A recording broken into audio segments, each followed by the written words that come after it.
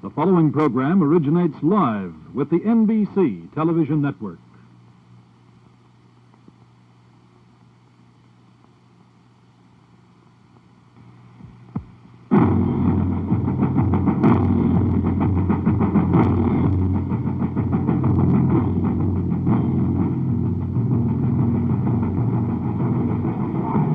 NBC Sports presents the 1965 World Series. From Metropolitan Stadium in Bloomington, Minnesota, the Los Angeles Dodgers meeting the Minnesota Twins. Brought to you by Chrysler Canada Limited and its dealers who sell Imperial, Chrysler, Dodge, Plymouth, Valiant, Dodge and Fargo trucks from Chrysler Canada Limited. And by the Gillette Safety Razor Company, maker of the slim, adjustable razor. The Gillette Super Stainless, the totally new Gillette Super Stainless blade. Foamy, the cream of all instant lather. Right Guard spray deodorant and new Heads Up hairdressing for men. Sixth game of this 1965 World Series. To thank you for using their products, Gillette and Chrysler also present for your pleasure the All-Star Baseball game, NCAA football, and the 1966 Rose Bowl game over most of these same NBC stations. This game is authorized under television rights granted by the Commissioner of Baseball, solely for the entertainment of our audience, and any publication, reproduction, or other use of the pictures, descriptions, and accounts of this game without the express written consent of the Commissioner is prohibited. Any commercial or other use of the program, such as by charging admission for its showing, is similarly prohibited unless authorized in writing by the Commissioner. Metropolitan Stadium today, the scene of perfect baseball weather. If you're visiting the stadium for the first time, it is 344 feet to the foul pole in left. In the power alley in left center, 365. To straightaway center field, 430 feet. To the power alley in right center field, it is 365. And to the foul pole in right, 330 feet. The weatherman tells us that by mid-game today, it'll be about 60 degrees as Jim Mudcat Grant starts for the third time in this series, and his mound opponent, the left-hander who has already shut out the Twins one time in the series. Grant, incidentally, has won one and lost one in the series as a starter. In the regular season, won 21 and lost 7. And Jim Grant had this to say about pitching on 2 days' rest. The only thing about pitching with 2 days rest is sometimes you might be a little sharper. Sometimes you might pitch with 5 days rest and you might not have anything at all. The only thing that you are concerned with is have the muscles completely gotten over the soreness. Can you get the bad blood out that you've damaged while you're pitching 6 or 7 innings with 2 days before?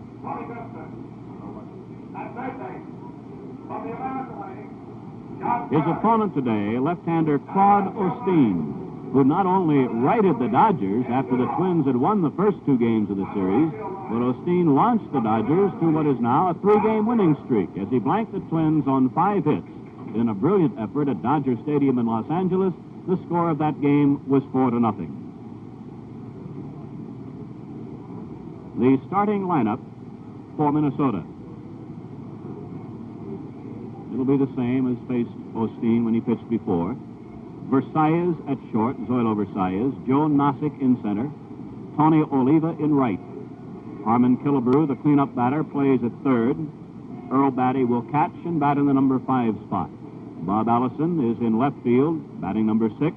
The first baseman, Don Mincher, bats number 7. At second base, again, will be Frank Quillisi. And the pitcher, 1-1 in the series, 21-7 in the regular American League season, right-hander Jim Mudcat Grant. The color guard is poised in the outfield. The national anthem will be played again by the Ralph Mendenhall Band. So far as we know, there will be no official throwing out of a first ball today. In the first two games here at Bloomington, Minnesota, Vice President Hubert Humphrey threw out the ball on opening day. Governor Karl Rovog of Minnesota was scheduled to throw out the ball on the second day, but because of inclement weather, the Commissioner of Baseball, Ford Frick, decided that there would be no ceremonial throwing out of the first ball. Another capacity crowd in attendance today. Temperature about, by the time the game is in the middle innings, should be about 60 degrees. The wind should be no factor, and the weatherman tells us there will be no precipitation.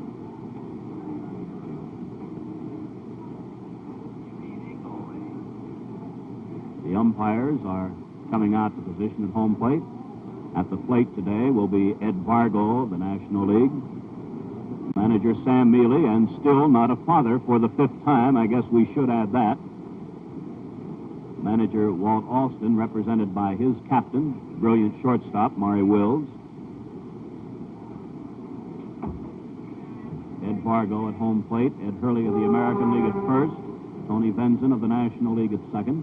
John Flaherty of the American League at third. And on the foul lines will be Ed Sudol down the left field line of the National League. And Bob Stewart of the American League will be down the right field line. This sixth game of the 1965 World Series is being brought to you from Metropolitan Stadium in Bloomington, Minnesota. Your Chrysler Canada dealer presents Hit Parade for 66, a lineup of cars that are bound to lead the parade. Exciting Chrysler. Move up. Enjoy the Chrysler way of life. Big Dodge. Dodge gives you more than ever before. More size, more comfort, more pride. It's a lot more car for your money. Swinging Coronet by Dodge. Coronet's a new idea from Dodge. Plymouth, twice the Tiger for 66. There's the hot new Belvedere, a smart new Sizzler from Plymouth. Then there's the big new Plymouth Fury. Nothing goes like Fury. Spirited Valiant. Nobody beats Valiant for value. See them all now at your Chrysler Canada dealers during Hit Parade 66. Here now, the voice of the Los Angeles Dodgers to take you from now through the first half of this ball game, Vin Scully. Thank you, Ray, and hi, everybody. John Kennedy and the windbreaker walking the length of the Dodger dugout, the exchange of batting cards, and here are the names on the Dodger card. Wills leading off at shortstop. Gilliam hitting second at third base. Willie Davis in center field batting third. Ron Fairley in the cleanup spot against a right-hander. Lou Johnson in left field. Wes Parker at first base. John Roseborough behind the plate. Dick Trasuski at second base. Jimmy Lefevre still unable to come back to the starting lineup. And Claude Osteen, the pitcher. The Marine Corps color guard out on the grass behind second base. The umpires have taken their positions, and we're not sure whether the Twins will take the field prior to the anthem or not. So there's a lull in the proceedings here at Metropolitan Stadium. It is a beautiful day in Minnesota. The temperature right now, 54 degrees, just about a zephyr to call the wind at 5 miles an hour out of the south. The crowds at Metropolitan Stadium for the first game, they had 47,797. The second game, they had 48,700. And I'm sure the crowd would be right around those figures again today. Just to refresh your memory, here are the scores of the series. In the first game, of course, Minnesota 8, the Dodgers 2. Grant the winner, Drysdale the loser. Second game, Minnesota 5, the Dodgers 1. Cott the winner, Koufax the loser. In the third game, the Dodgers 4, Minnesota 0. Osteen the winner, Pasquale the loser. In the fourth game, 7-2 Dodgers, Drysdale over Grant. The fifth game, 7-0 Dodgers, Koufax over Cott. And now the crowd standing for our national anthem.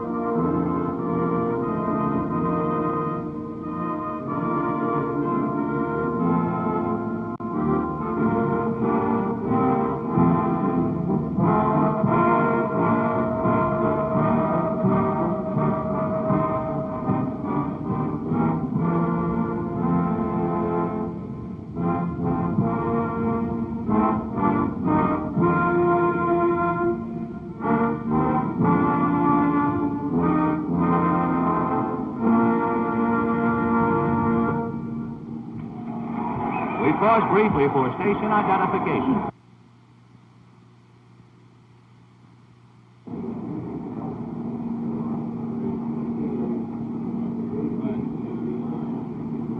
Both clubs might very well check history and be comforted by it. When the Dodgers lost the first two games of the series, they knew that other clubs, notably the Brooklyn Dodgers of 55, had lost the first two games of the series and still won. And the Minnesota Twins, having lost 3 in a row, can be comforted by knowing that no team in World Series history has ever lost the first two games and come back to win 4 straight. Waiting for the Twins to take the field, the Marine Corps color guard just now leaving through the exit gate in right center.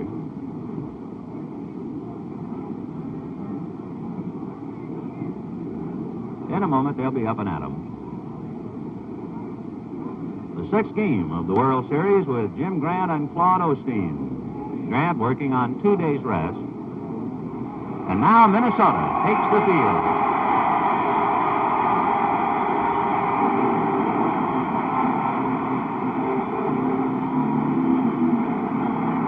We'll take a look at the Twins defensively. That's Don Mincher at first base, Frank Quillisi at second, Zorlo Versailles at short, Armin Killebrew at third, Bob Allison in left, Joe Nossick in center, Tony Oliva in right, Earl Batty behind the plate, and Jim Grant making the long walk in from the bullpen, protecting his right arm. Danny Ozark coaching at first.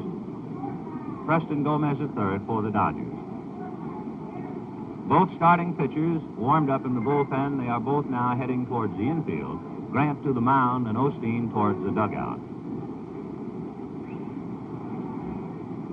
It is interesting to note that as Grant makes his way to the mound, the Twins' bullpen is busy. And down in the Minnesota bullpen is left-handed Jimmy Merritt. So Grant received the simple instructions from Sam Neely, who said succinctly, throw as hard as you can for as long as you can. And Jim Merritt is backing him up in the bullpen. What are the Dodgers' thoughts prior to the 6th game of the World Series? Well, here's what the captain said, Maury Wills. The club's mentally is up for this game. We're confident that we can win it now. We only have to take 1 out of 2. And we just feel great, and we're not overconfident. I don't think we'll be swinging for the fences here in Minneapolis. We'll be trying to play our regular game like we played back in Los Angeles. Maury Wills, Jim Gilliam, and Willie Davis leading it off against Mudcat Grant. Wills, top hitter in the series. He has the most hits, 10.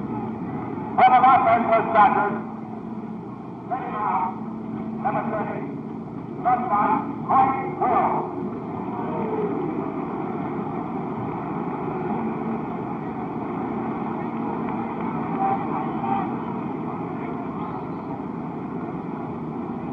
The corners are up. Both Killebrew and Mincher are looking for the bunt.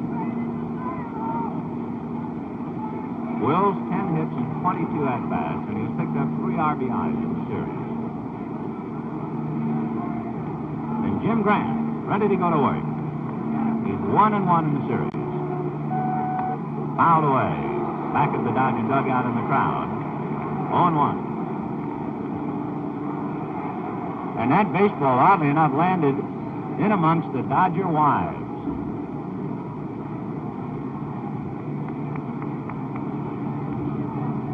On 1 to Maury Wills.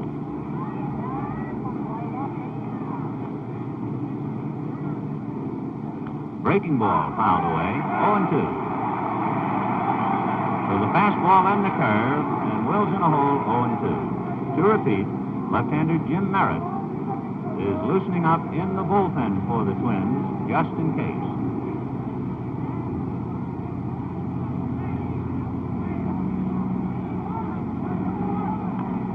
Little tapper to Mincher. Donald tagging going by.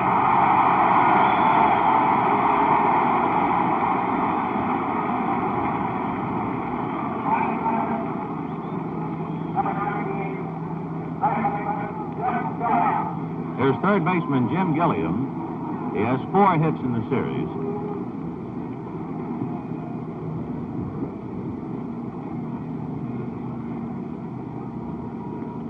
One out, first inning, no score.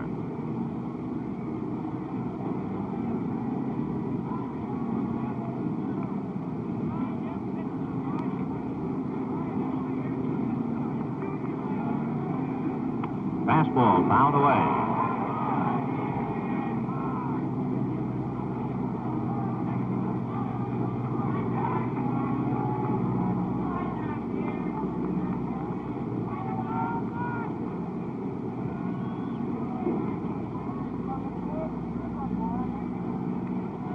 Breaking ball and a fly ball into shallow left center. Bob Allison is calling.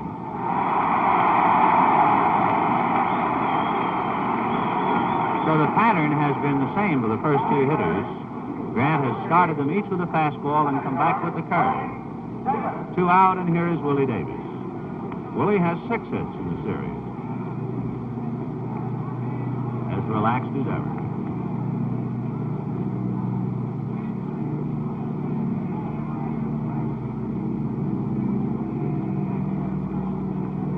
Killebrew in on the grass, but Mincher is back. Breaking ball, whacked foul down the line and out of play. So it's the first time that Grant changed the pattern and started the hitter with the breaking ball. And Willie was guessing curve and pulled it too much.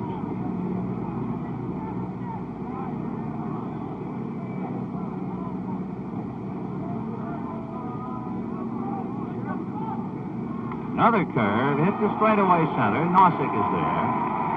That'll do it. So the Dodgers are out in order, and at the end of the first half inning, the Dodgers nothing, the Twins coming up.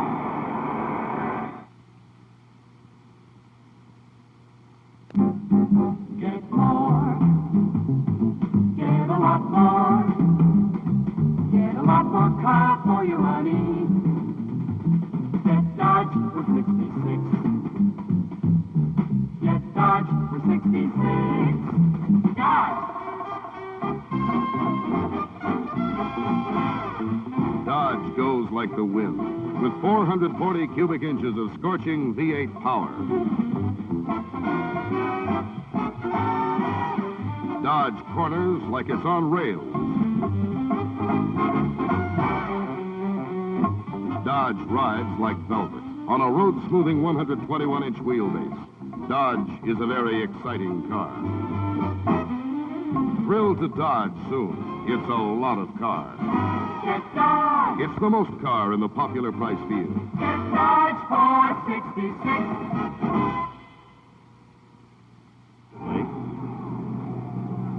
Wes Parker at first. Dick Trasuski at second. Maury Wills at short. Jim Gilliam at third.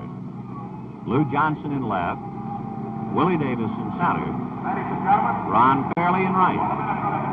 Johnny Roseboro behind the plate. Claude Osteen on the mound. Coaching at first, Jim Lemon. Over at third, Billy Martin. For the Twins, Zoilo Versailles, Joe Nossick, and Tony Oliva. Versailles, the standout for the Twins in the series, has 6 hits and 4 RBIs. And he has sparkled in all departments. Zoilo Versailles. Claude Osteen shut out the Twins, so he's 1-0 in World Series competition. He beat Camilo Pascual 4-0. Line drive, base hit to right field. Fairley gets it back in. And the Twins try to come back in a hurry.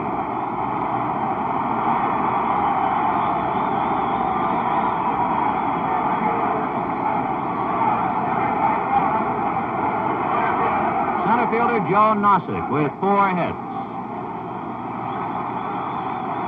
So Versailles, always a threat to go, held on by Parker. And Gilliam up inside the bag at third.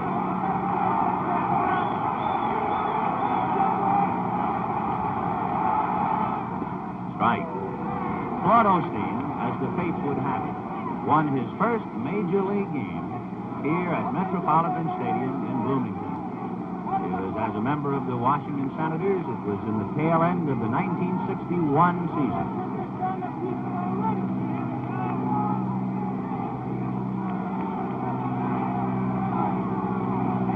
1 to Joe Nossick.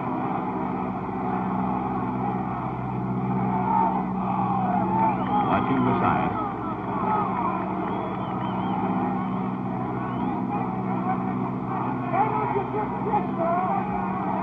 Zorlo has 1 stolen base in the series. Osteen won 15 and lost 15 during the regular season.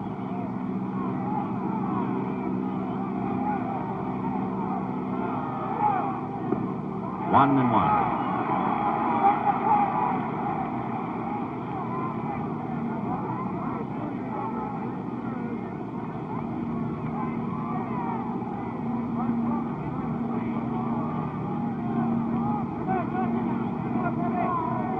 One and one to Joe Nossick. Messiah at first. Nobody out. First inning, no score. Ground ball backhanded by Osteen. To Wills, they get 1. To Parker, double play. And that is the 6th double play turned in by the Dodgers against the Twins. What is Claude Osteen's game plan and his pitching philosophy today? Here's what he said before the game. Well, today I plan to pitch my regular ball game. I'm not going to change anything that might be drastic. I know I've had an undefeated season against these guys for about 3 years, and it is a difference in the ballpark here. I know in L.A. we have the bigger fences and everything, and the playing area is much bigger, but I'm just going to try and go out there and forget about the ballpark, forget about my past record against the ball club, and pitch the very same way that I've pitched all year. And I think we'll have a great chance. Tony Oliva with the count 1 ball and no strikes. Tony has 3 hits in the series, 2 RBIs. And I believe for the first time in the series has finally discarded that golf glove. 1 and 1.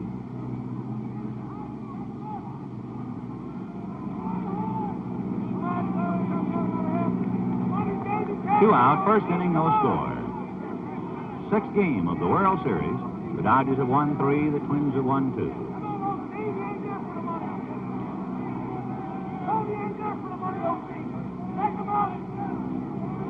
One and one to Tony. Ground ball, just foul. Foul by inches outside of third. 1 and 2. Oliva was jammed. Fastball in on the hands. He didn't get around on it, but he came within a couple of inches of an extra base hit.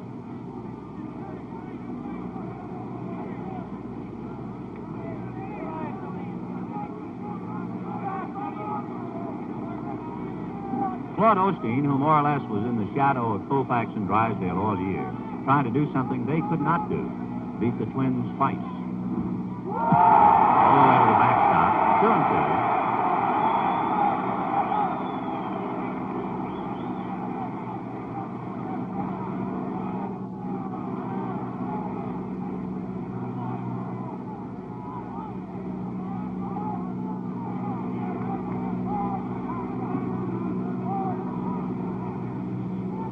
Two to Tony Oliva.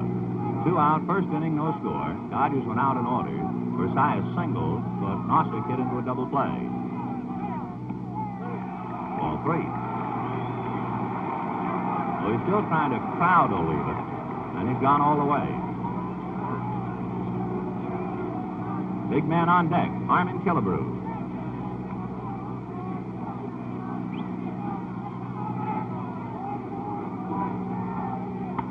Ground ball to the hole, base hit.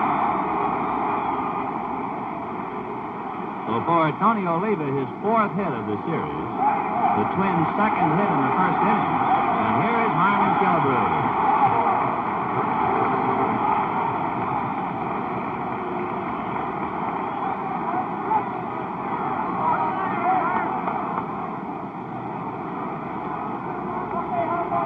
Harmon has 5 hits in the series. 2 runs batted in. One of the 2, of course, on a home run.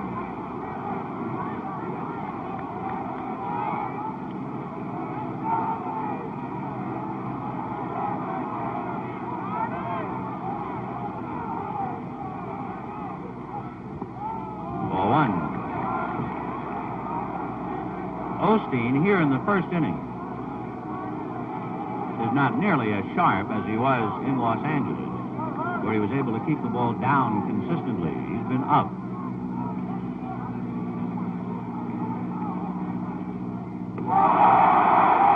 He's fighting control.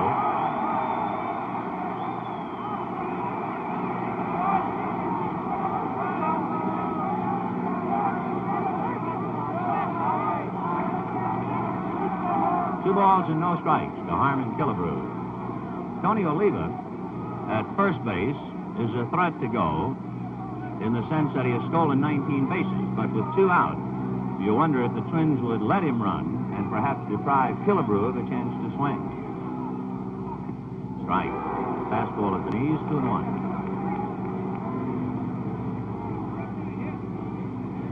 Two out, first inning, no score.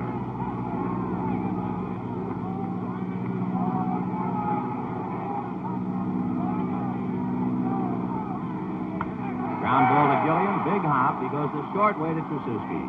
No runs, 2 hits, a man left. And the score at the end of 1 inning of play, the Dodgers nothing, the Twins nothing.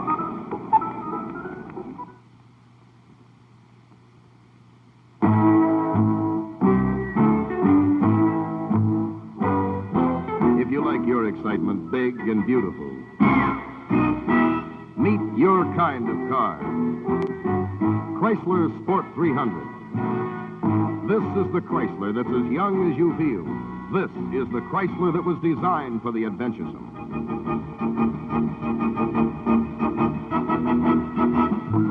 Chrysler Sport 300 is all action. Action up front with a screaming 440 V8. Action in motion with precise cat-quick handling. Sport 300 is a new breed Chrysler for a new breed of man. Perhaps you, perhaps now. Move up, thrill to and enjoy the Chrysler way of life. See the spirited Chrysler Sport 300, the easy-to-own Windsor, or the luxurious New Yorker at your Chrysler dealers now. We're waiting for the battery of Grant and Batty to get out there, and while we have a chance, just a reminder, we take so many good things in life for granted. You know, baseball's place in the American sports scene is unique in many ways. No other sport spends anywhere near as much money in helping the youth of America enjoy the benefits of playing its game. And through the various clubs, the offices of the 2 leagues, and the commissioner, over $500,000 is expended on local and national youth programs in the course of a single year. And today, there are over 400 professional players attending college on scholarships provided by their respective teams.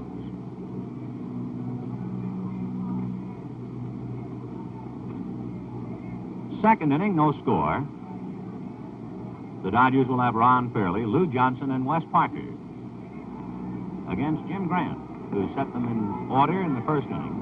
Jim Merritt, threw back of him in the first inning, is no longer throwing. Number 6, right fielder, Ron Fairley. Ron Fairley has 8 hits in the series, 5 RBIs, hit a home run.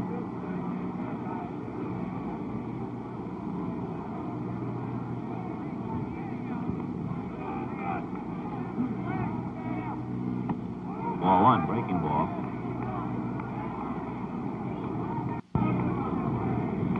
So Jim Mudcat Grant comes back for the 3rd time.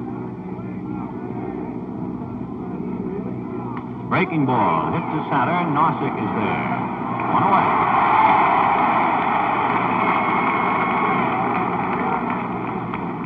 Starting back, number 41. Lou Johnson, with 1 out in the second inning, no score. Lou has 6 hits, 3 RBIs. Little human interest story. Before the game, he had a baseball which had been hit by Harmon Killebrew in Dodger Stadium, and with 55,000 people there, Lou Johnson's son caught Killebrew's ball. Ball 1. And Lou was ordered by his son to get Harmon Killebrew's autograph on the ball, which he did before the game. Breaking ball over. 1-1.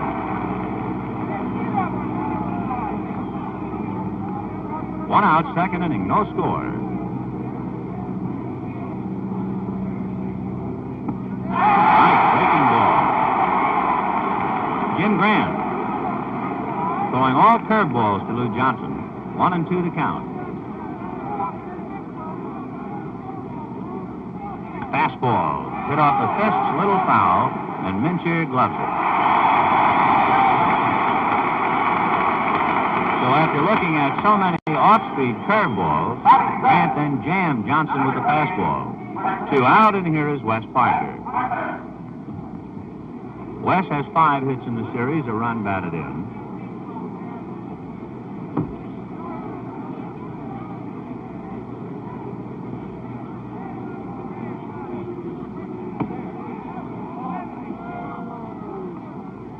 One ball, no strikes. Killebrew plays Parker in on the grass. Mincher, normal depth at first. Breaking ball, hit down to Quillisi. Frank up with it. That'll do it. Dodgers out in order, and the score at the end of an inning and a half. Dodgers nothing, Twins nothing.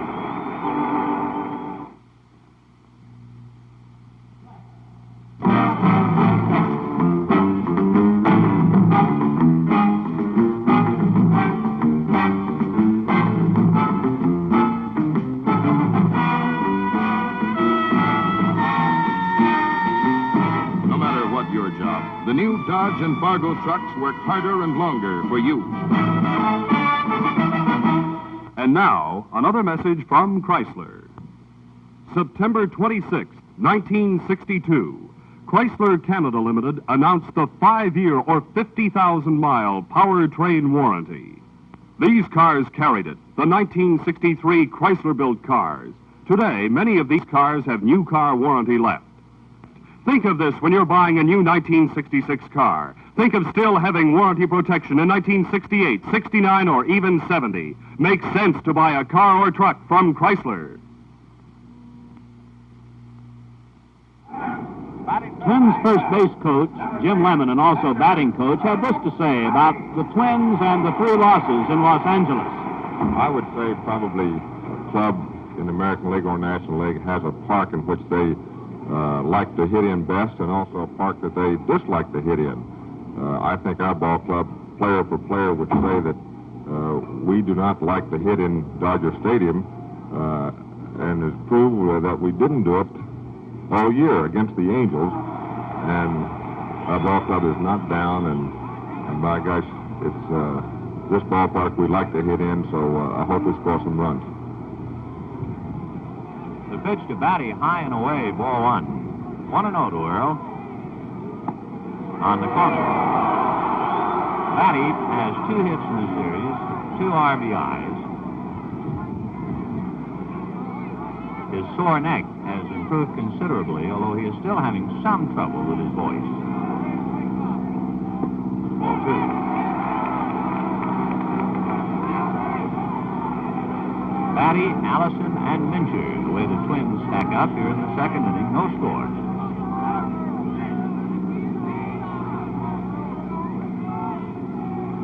Hit into left center field. Willie in a hurry. Dives, can't get it, and gets by Johnson as well. Batty is into second base, rounds the bag, keeps going, and Will can't handle a relay.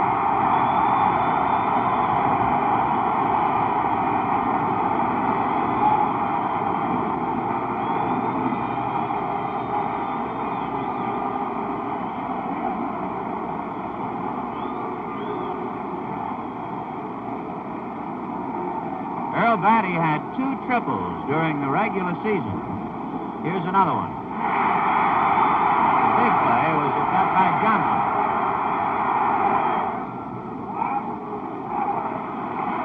So the Dodgers have Batty triple. Now the Twins trying to pick him up with nobody out. Bob Allison, Don Mincher, and Frank Quillisi.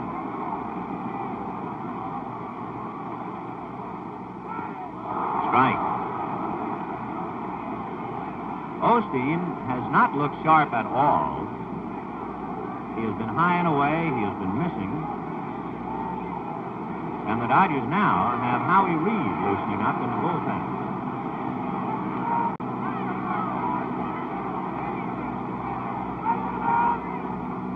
In there, strike 2. Bob Allison is 2 for 9 in the series. Here's Howie Reed in the bullpen.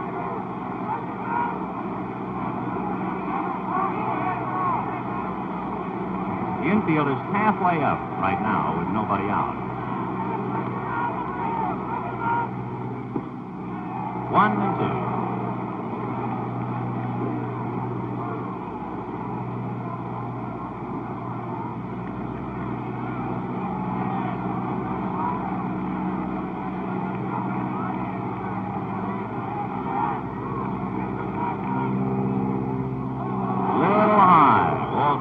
Tough pitch to take when you have two strikes, but Allison was able to lay off it.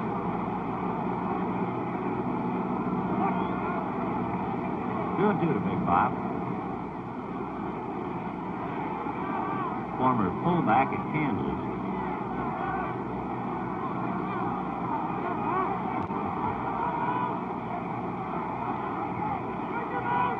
Right, breaking ball struck him out. One away. Don Minshew coming on.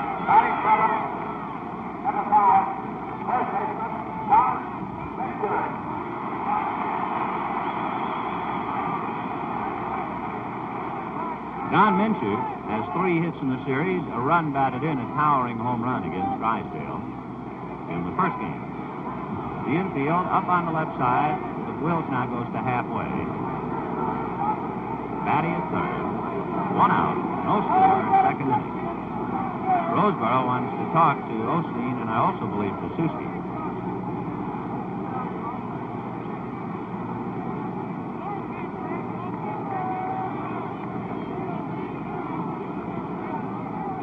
Pasuski, of course, has to know the pattern of pitching Minshew, whether the Dodgers expect Don to pull or not.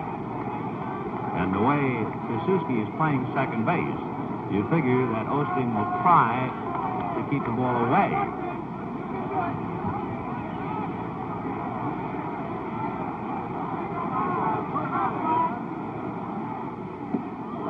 Crowds him, first of all, ball 1.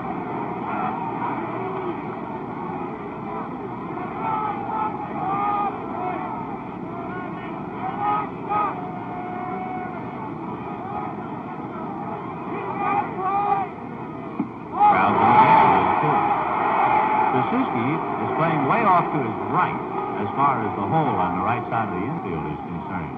Yet all of the pitches, 2 of them to Minshew, have been well in on the fists. Pasuski shading him up the middle.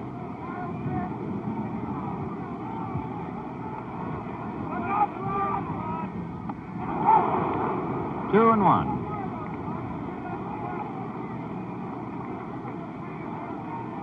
Osteen touched up for a triple by Earl Batty. Struck out Allison as the count 2-1 to Don Minshew.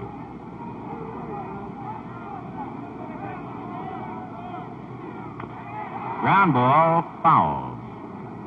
2-2.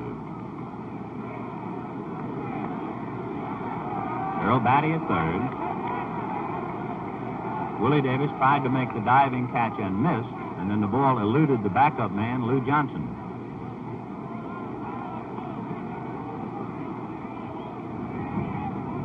2-2 to Don Minshew.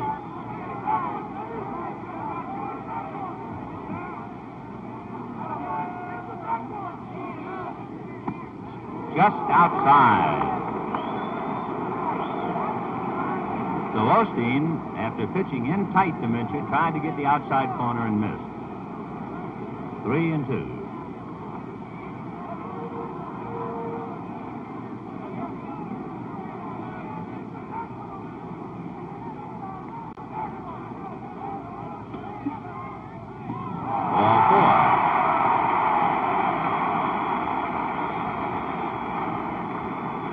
Minshew trots to first. Batty holds to third, and Frank Quillisi coming up. Second baseman, Frank Quillisi. Quillisi has 3 hits, 1 RBI.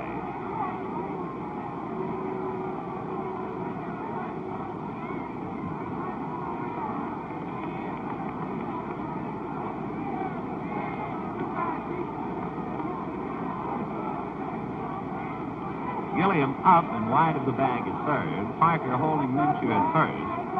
Suzuki is up a little, and Will back to a normal depth.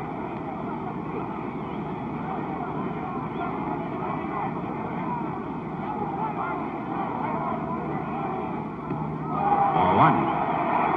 On deck, pitcher Jim Grant.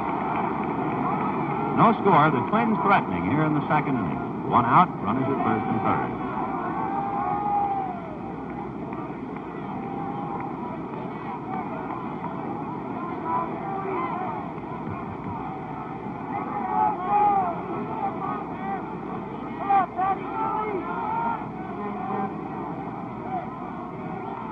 A bunt, not a squeeze, and it was fouled away.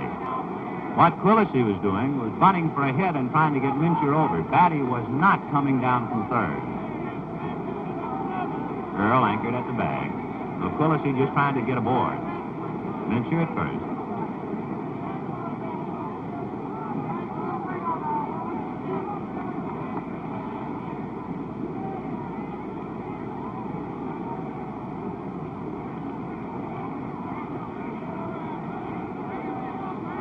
Howie Reed still throwing back of Osteen in the Dodger bullpen.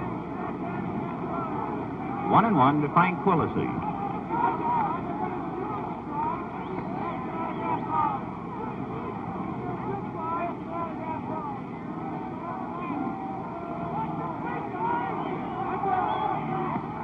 Strike two on the inside corner at the knees.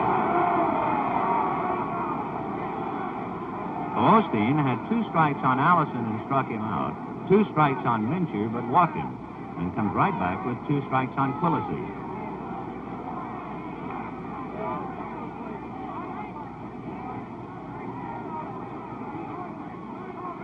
One and two.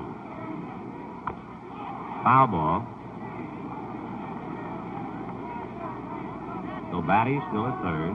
Minshew at first. 1 out.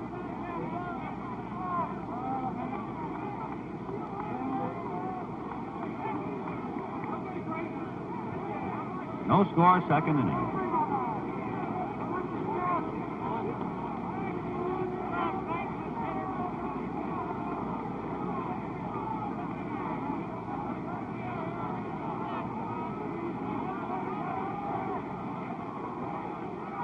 Strike 3. So Frank Quillisi is caught looking. Second strikeout for Osteen. 2 down, runners at first and third, and Mike Grant coming out. Number 30, please. Pitcher, Jim Grant.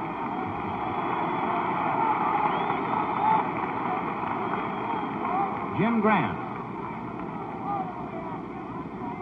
Good hitting pitcher. He's 1 for 5 in the series. Has hit a double.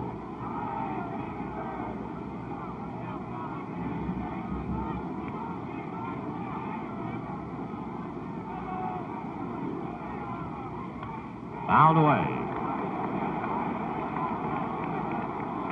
0-1 to Jim Grant.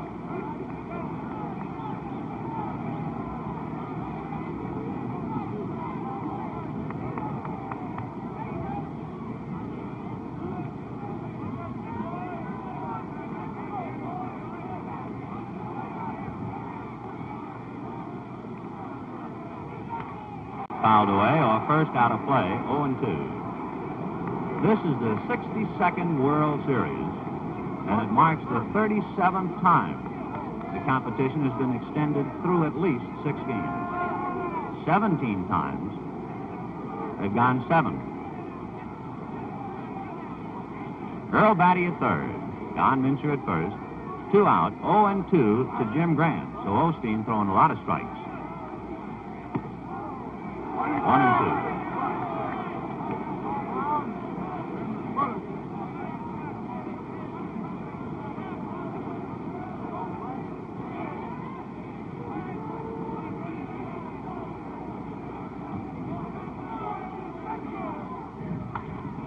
Mile-high pop fly. Wills back at Gilliam. Morey calling.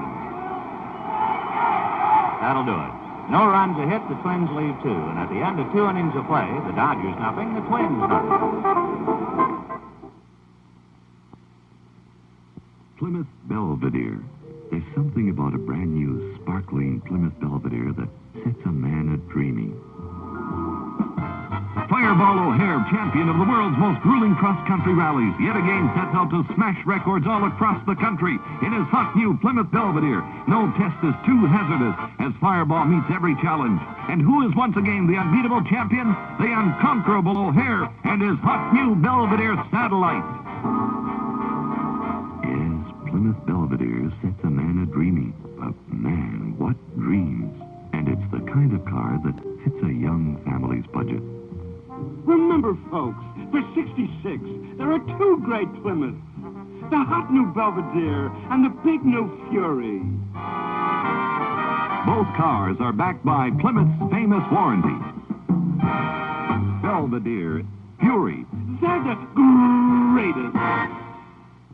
A reminder, television model's quest for kicks leads to murder tonight when Bob Hope presents the Chrysler Theater at 9, 8 Central Time. Introducing Melody Johnson, enchanting in her first starring role with special guest Mickey Rooney. Batting seventh, number 8, catcher John Roseborough. Third inning, no score in the ball game, and the Dodgers with Johnny Roseborough, Dick Tracewski, and Claude Osteen. Roseborough, 4 hits in the series, 3 RBIs.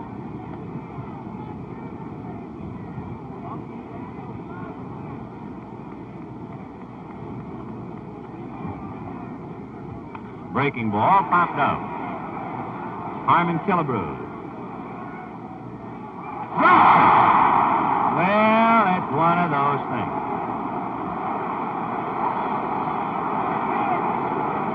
So Harmon Killebrew drops the easy pop fly. Roseborough aboard on the earth. And the batter will be Dick Tracewski. Batting eighth, number 44, second baseman Dick Tracewski. Look at it again. Looked like Harmon just closed his glove a fraction of a second too soon. Ball 1.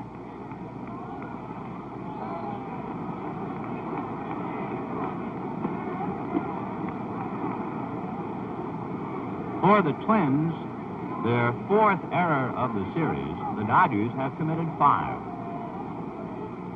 Fastball, ball 2.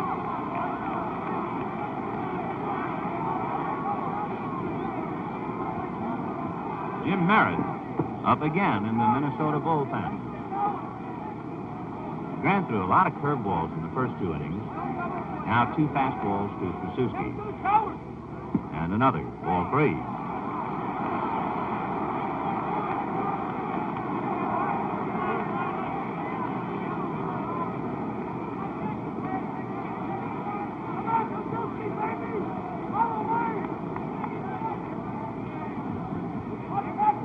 Roseborough at first on the earth. Nobody out in the 3rd. Strike. Almost.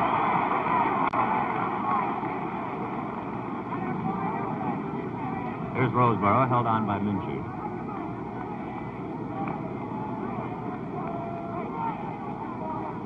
Three and 1.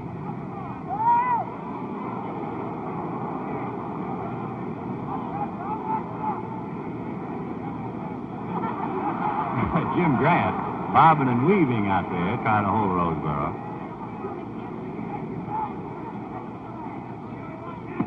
Strike 2. So he's thrown 5 fastballs to Dick Tracewski, and they count 3 and 2. Now we'll see if the Dodgers play run and hit and whether they turn Roseborough loose.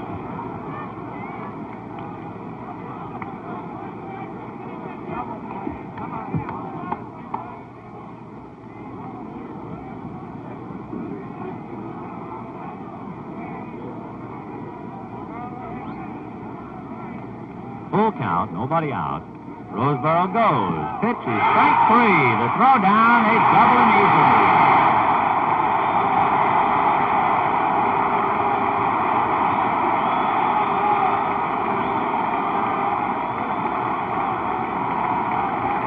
Well, let's take a look at that play. Roseborough going. And decided. I'll tell you one reason the Dodgers had that play on, because we know Walter Alston's thinking in this respect. Tracewski takes so many strikes that every time he can, he gives him the hit sign. And I'm sure he was playing run and hit, hoping that Krasuski would not take the third strike, and he took it anyway. 2 out. Strikeout number 1 for Jim Grant. 0-1 to Claude Osteen.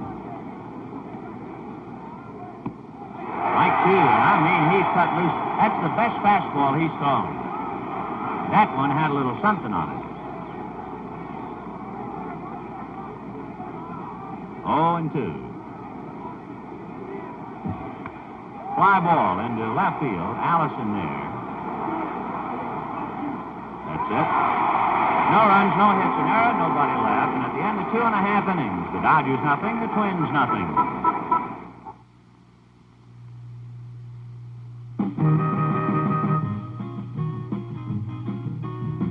Swinging people, swinging car. Swinging coronet. By Dodge. Coronet, such a beautiful, exciting car. Swinging coronet. How can a car be so exciting yet so practical? Room here, room there, room everywhere. Swinging coronet. And when you want to go, it goes zoom. It's got the most in its class. It's by itself in its class. Suddenly, all the others seem so. Swinging coronet. Your Dodge dealer sells it. Get with it. Swinging coronet. Great new charges for you. Get into the swing. Swinging coronet by Dodge. Coronet by Dodge. 1965 World Series game is being brought to you live and in color exclusively on NBC. Bottom of the third, and the Twins come up with Zoilo Versailles, Joe Nossick, and Tony Oliva. Versailles singles sharply to right field in the first inning for his 7th hit in the series. He has enjoyed a fine series. The Twins, no runs, 3 hits. The Dodgers, no runs, no hits. 0-1.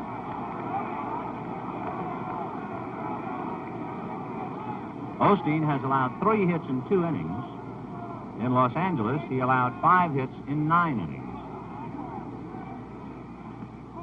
0-2. As we mentioned, he is anything but sharp. Jim Grant started off slowly, throwing a lot of breaking stuff. And last inning, Grant appeared to finally get loose and threw hard. Very high. The Ford struggling, 3-0 the count.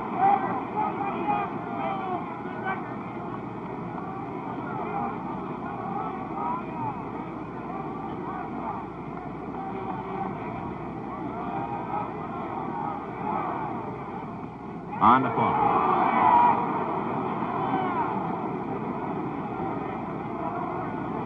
Zoilo checking with Billy Martin. 3-1.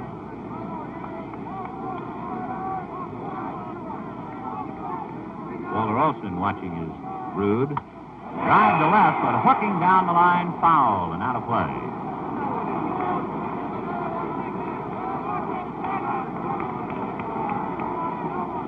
Full count is Zoilo.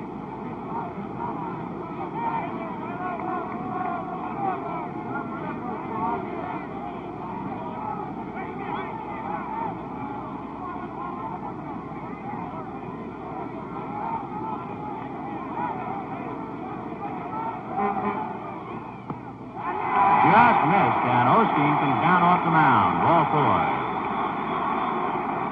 Number 24, Joe Nossick.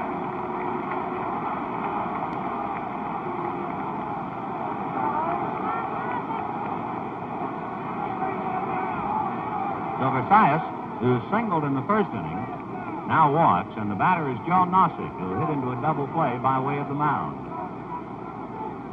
Time call for a moment. The left field foul line umpire motioning to some fans in left center, and whatever it is straightened away. It's National League umpire Eddie Sudol.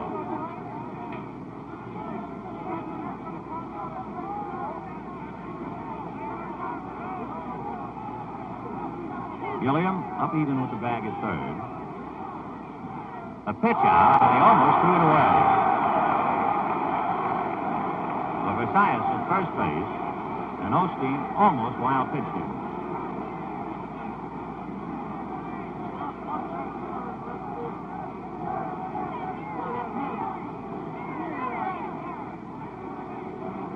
Ed Vargo, the plate umpire, takes his mask off and is listening to first base umpire Ed Hurley, who hollered something down to him. Now, Vargo turns to talk to Johnny Roseborough. 1 ball and no strikes. The count to Joe Nelson. Versailles goes, a ground ball to Wills. He has to go to first base. So that would have been another double play ball, except Versailles was gone. So Zoilo at second base. Take a look at the Minnesota hitter on third. There he goes.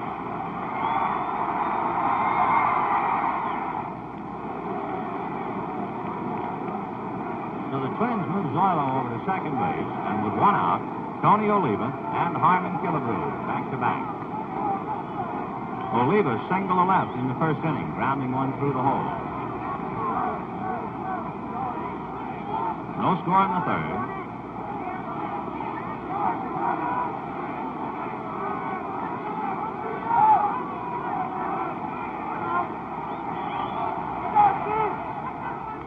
Fouled away.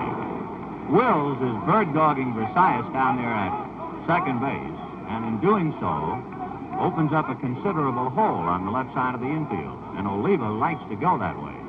So Maury is a man in motion at short, bird-dogging Versailles, and then trying to get back to his position before the pitch is made. Now the Dodgers have Krasuski do it to keep Wills more or less steady at short. Time call.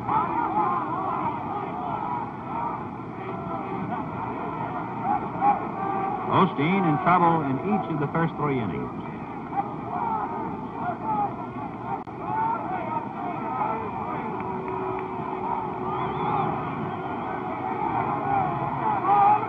Bluff.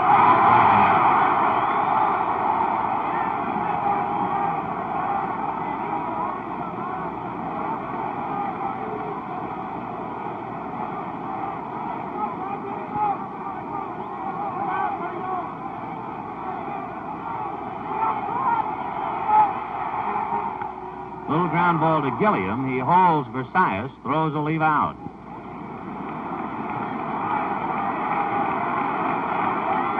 So 2 down, and here's Harmon Killebrew.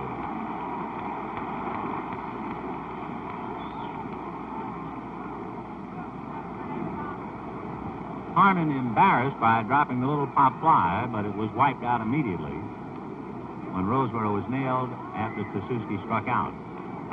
Killebrew, as a batter, hit into a force play in the first inning. Versailles at second, 2 out, and now Krasuski wandering near the bag to cut down Zoilo's lead. Gilliam deep at third. Strike. It's a modified shift. They play Killebrew to pull so much the second baseman fills up the middle. There you see it.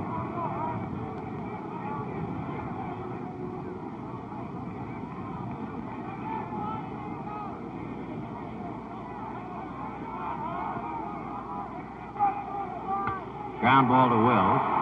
Long throw to Parker. That'll do it. No runs, no hits, a man left. And so at the end of the third inning, the score, the Dodgers nothing, the Twins nothing. We pause now for station identification.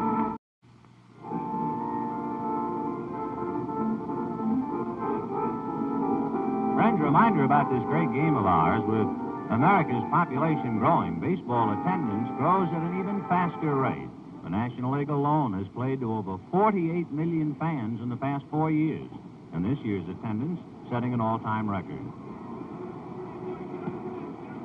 The Commissioner of Baseball and the American and National Leagues want to take this opportunity to thank the millions of fans who have made this success possible.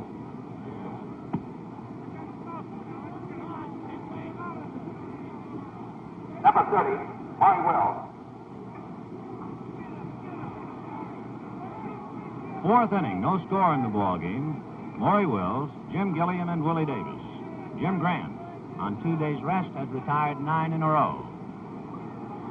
Wills rolled out to Mincher his first trip.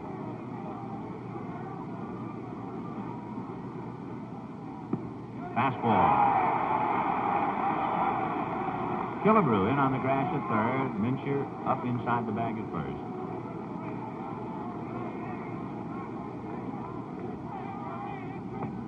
One and one. But Grant right now must be happy with his fastball. He's really staying with it. In the second inning, he threw nothing but curves.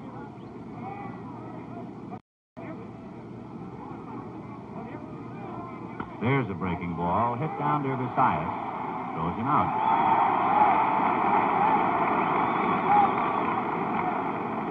So all Jim Grant has done is retired 10 straight. Although, in a sense, Roseboro got aboard on the error, he was immediately wiped out. Gilliam flied to left in the first inning.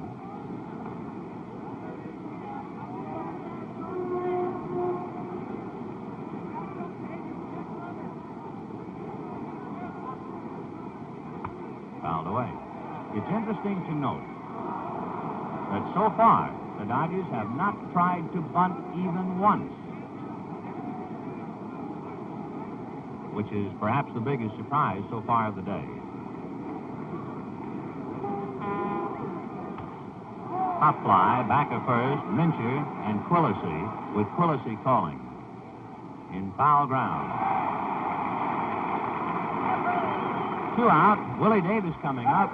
Here were his thoughts prior to the start of the game. Well, the second time around here, the first time we were here, I was, I had a bad day. Bad 2 days, you might say, because I was going for the long ball. But this time, I think I'll change it a little bit, just like we changed our style of play in L.A., and just go for the single. He lined out to center in the first inning.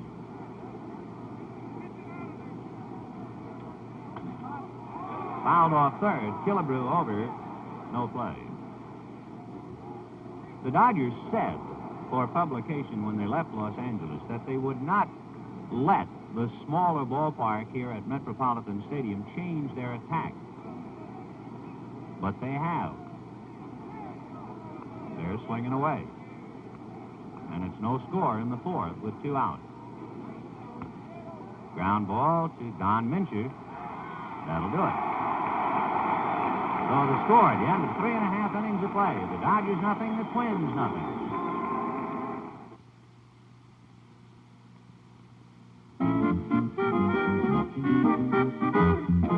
Have a ball in a Valiant sedan. Get out, have fun in a Valiant sedan. There's room for everyone and more in a Valiant sedan.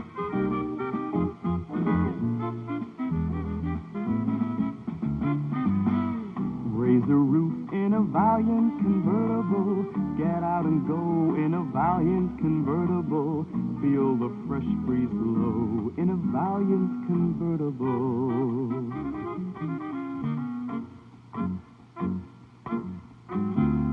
Live it up in a Valiant hardtop. Get out and swing in a Valiant hardtop. Now's the time for a fling in a Valiant hardtop. And remember, nobody beats Valiant for value.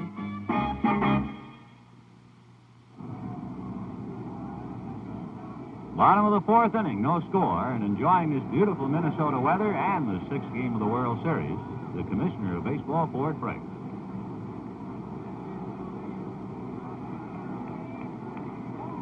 No score, but the Twins have been on the attack all day.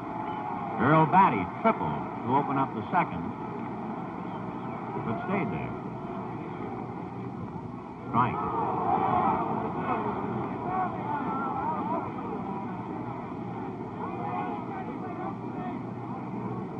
No runs, 3 hits for the Twins. No runs, no hits for the Dodgers. Strike 2. Both pitches, as you saw, down and away. The Dodgers played Batty to go the other way, which is one reason why he tripled into left center. Willie Davis was playing him towards right center. Now he's playing him straight away. Ball one.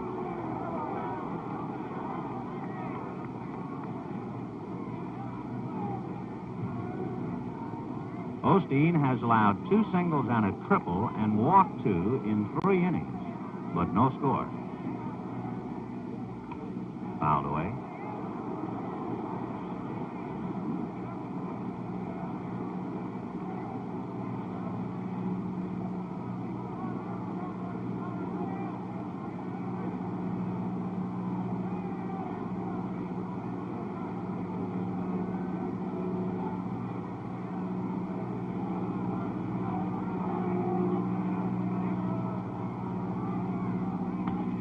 Bouncer to Trasuski. Bad hop.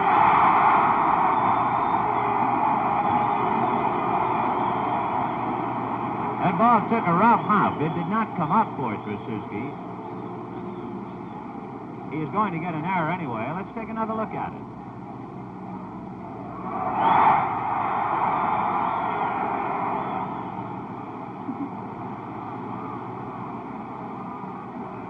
So Trasuski an error.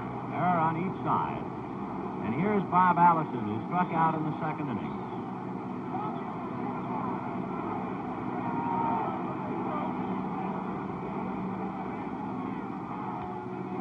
Fly ball down the right field line. Fairly a long way to come. The ball slicing away foul in the crowd.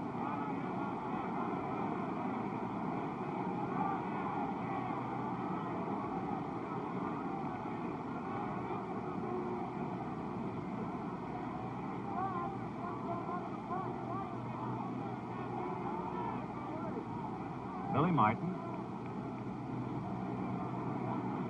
perhaps hanging out a sign.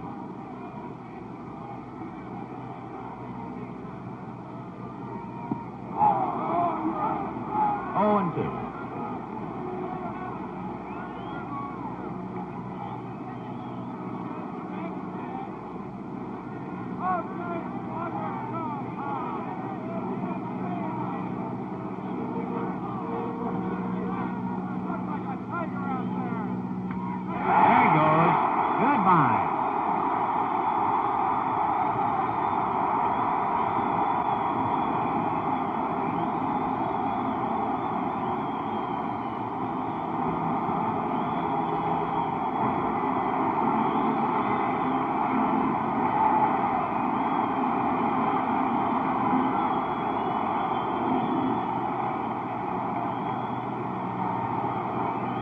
Osteen with the count 0-2. Got it right down the middle.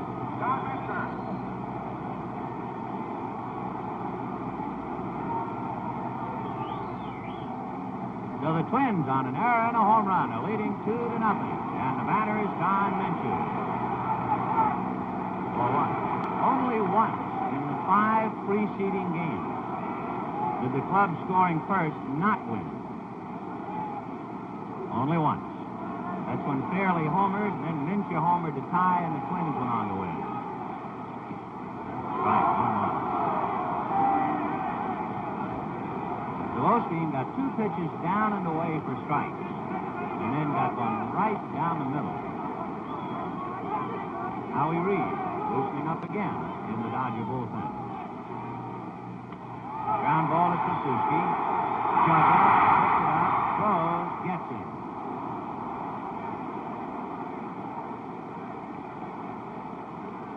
One away, Frank Quillisi the batter. For Bob Allison, that's his second extra base hit of the series. He had a double, and he now has 2 runs batted in.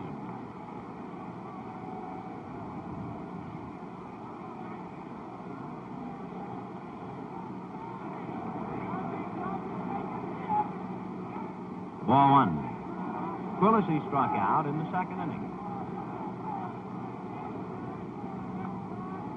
2 runs, 4 hits for the Twins. No runs, no hits for the Dodgers in the 4th. Ball 2.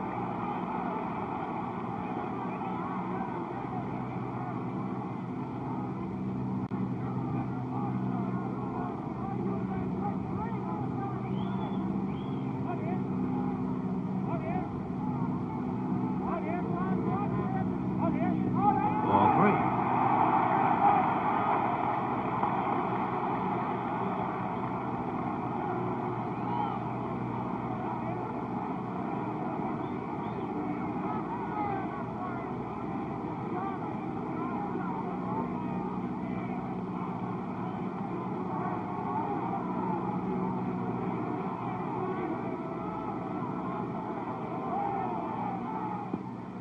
3-1.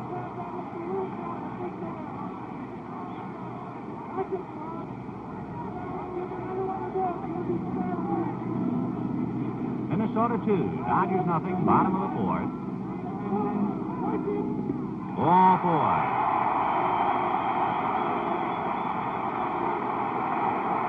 Osteen having a lot of problems, and here comes Walter Alston. As sharp as he was in Los Angeles, he is the other way today.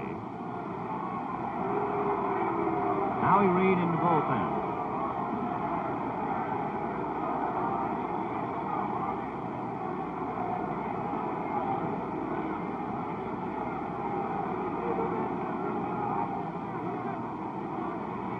One out, and Jim Grant is pitching.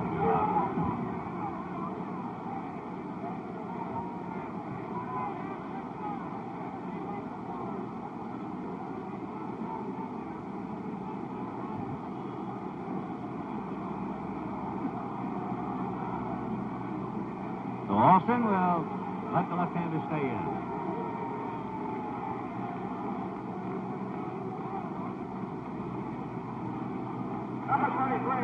And Jim Grant, who has turned in a tremendous 4 innings, gets a round of applause while Howie Reed loosens up in the Dodger bullpen.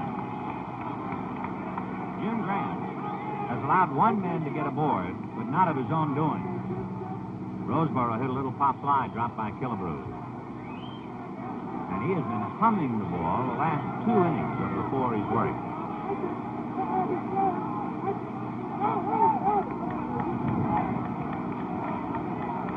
Frank Quillisi at first.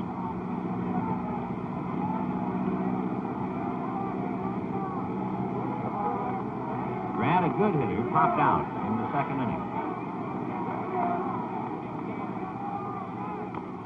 Little hopper to Gilliam. He has to go to first base, so that gets the man over.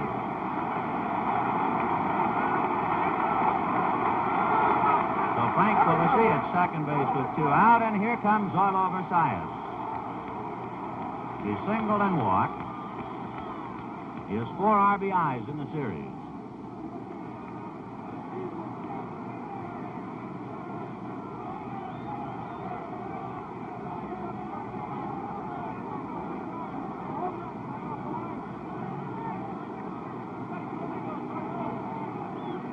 Minnesota 2, trying to get another. Quillisi at second base with 2 out.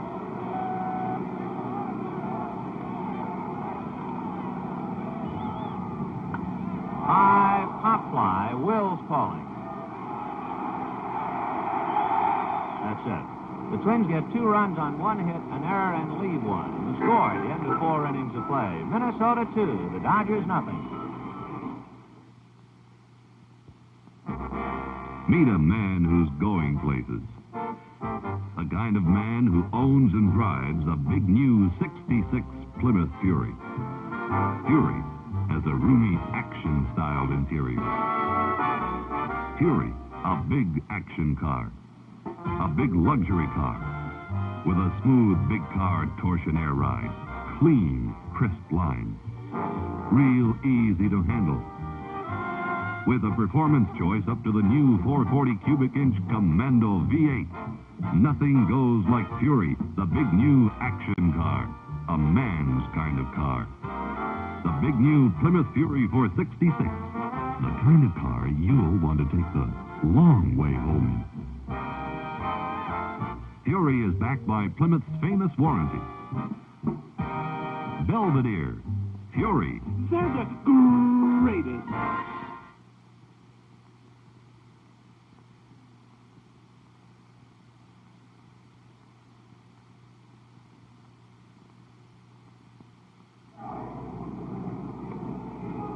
Fifth inning, 2-0 Minnesota.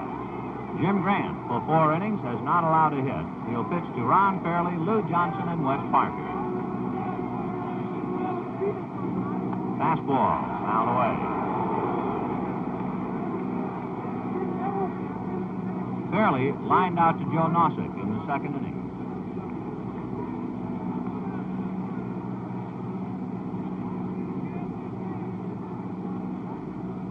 Curveball hit up the middle by Quillisi into center field.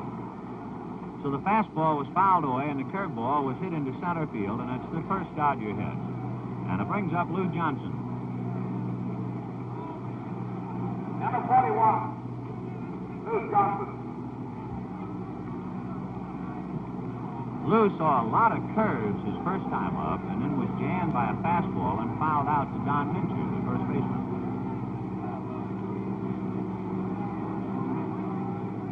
Curveball hit down to third. Killebrew to Quillisi. Back to first, not in time. Barely rolling Quillisi out of the play at first.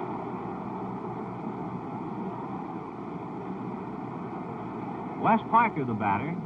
Here are his thoughts about the pressure of a long year. Well, counting spring training, I guess we've played over 200 ball games now, and we're coming right down to the last game, so I, for one, hope this thing will end today. I know it's been pretty tough for me to get my sleep at night ever since about the last 2 weeks of the pennant race, so if for no other reason, I'd like to end it today to get a good night's rest. High fly ball, slicing foul, out of play. Allison over to take a look. Minnesota, 2 runs, 4 hits, and 1 error. The Dodgers, no runs, 1 hit, and 1 error. We're in the 5th inning. Lou Johnson at first base with 1 out. 0-1 to Wes Parker. Parker rolled out to Quillisi in the 2nd inning. Fastball missed. 1-1.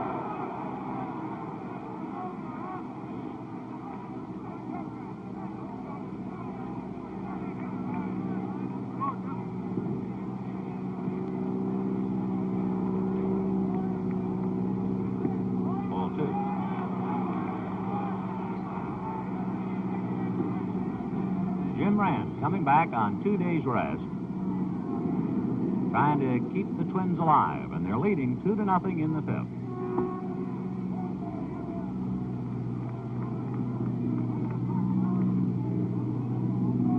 Curve over.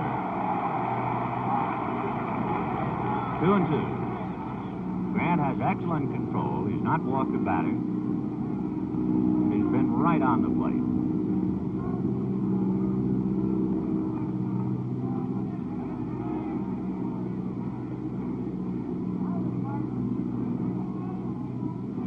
Fastball hit down to Quillisi. Frank has to go to first. Johnson moving into second base. So with 2 outs, Johnny Roseboro the batter. Number 8, John Roseboro.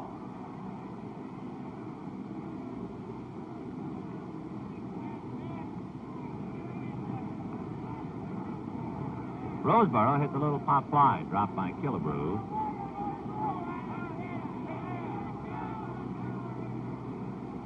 The Twins are watching Grant very closely, and they have Jim Merritt up again. Ball 1. The young left-hander was throwing at the start of the game, again in the 3rd and now in the 5th. But Grant trying to do it himself.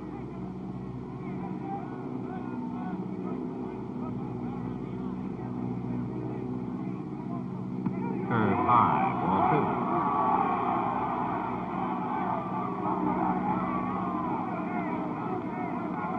Minnesota 2, Dodgers nothing, 5th inning, 2 outs. That's Lou Johnson at second base.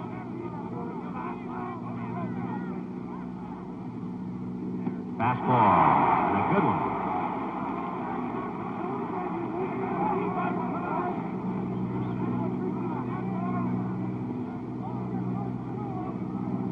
Jim has 1 strikeout.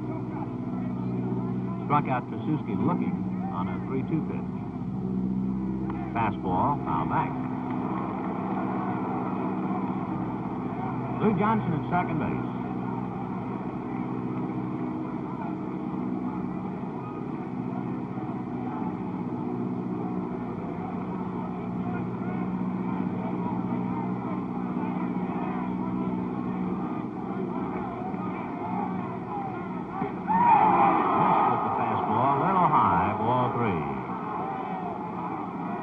Wanted that one. He was heading for the dugout.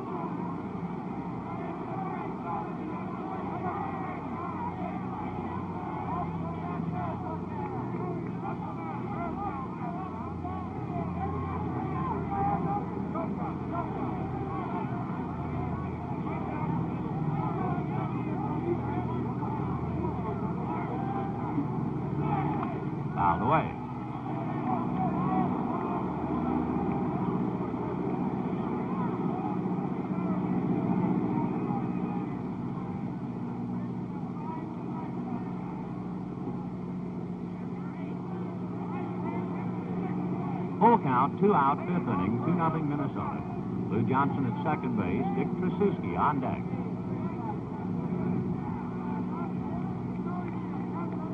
The Twins in the 4th inning had Earl Batty reach first on an error by Trasuski, and with the count 0 balls and 2 strikes, Bob Allison hit a 375-foot home run to put the Twins in front.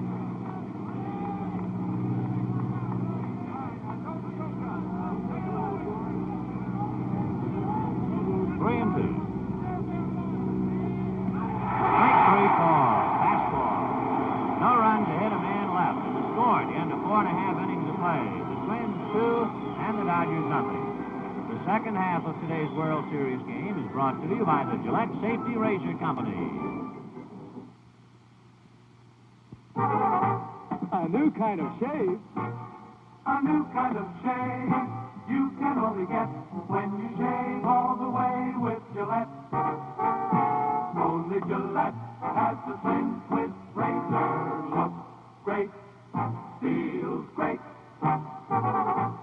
This slim molded handle gives you better grip, better balance, better control. This trim head makes shaving those hard-to-reach places so much easier. The slim twist opens one-handed. Insert a precision-made Gillette blade with the other hand. Twist again, the blade is locked in perfectly. Only Gillette blades and razors were made for each other. You get a new kind of shave you can only get when you shave all the way with Gillette. Now is the time to get your new Gillette Slim Twist Razor, complete with Gillette blades, in this handy slim case. Only $1.49. The total's up to here for the Twins, 2 runs, 4 hits, 1 error, they've left 5. The Dodgers, no runs, 1 hit, 1 error, they have left 1. As we go to the bottom of the 5th inning for more play-by-play, the voice of the Minnesota Twins, Ray Scott. Thank you, Vin Scully, and hi again, everybody. The Twins in the 5th inning will have the 2, 3, and 4 batters, Joe Nosick, Tony Oliva, and Harmon Killebrew. Against left-hander Claude Osteen, Nosick is grounded into a double play, thrown out by the shortstop. Foul back out of play for strike 1. The Twins have posed at least a mild threat in every inning. In the 1st inning, had 2 singles but failed to score as the Dodgers came up with a double play. Had a runner at 3rd with no outs in the 2nd, Batty with a triple and failed to score. Didn't get the curve that time, strike 2. In the same 2nd inning, Twin runners at 1st and 3rd with 1 out and did not score. In the 3rd inning, Versailles is at 2nd with 1 away, and Claude Osteen again pitched out of trouble. But in the 4th, as Vin told you, after the error on Batty's grounder, Allison's homer, and the Twins lead 2-0. Low this time to Nosick, ball 1, strike 2. The Twins have already left 5 on base.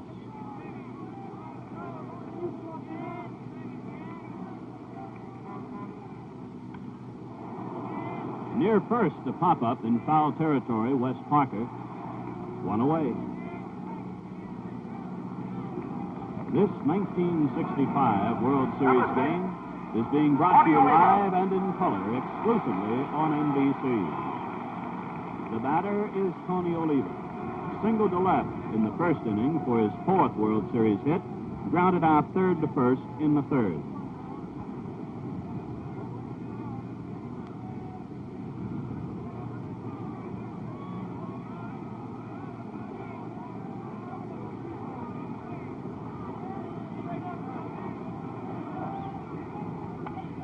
Back. Osteen has allowed but 1 earned run to the Twins in 13 1/3 innings of World Series pitching.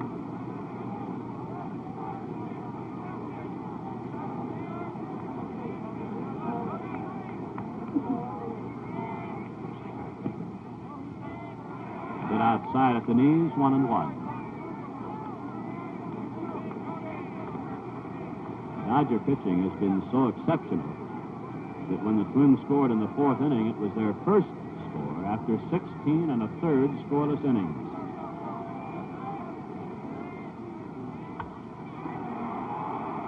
Long run by the left fielder Johnson, but it's into the seats foul. Ball 1, strike 2.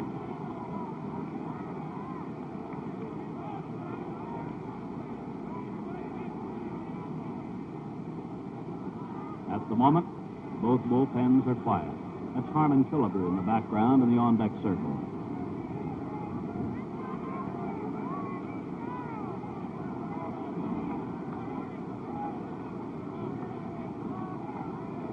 Dodger outfield shading Oliva toward left. One hop liner to Wills, 2 down.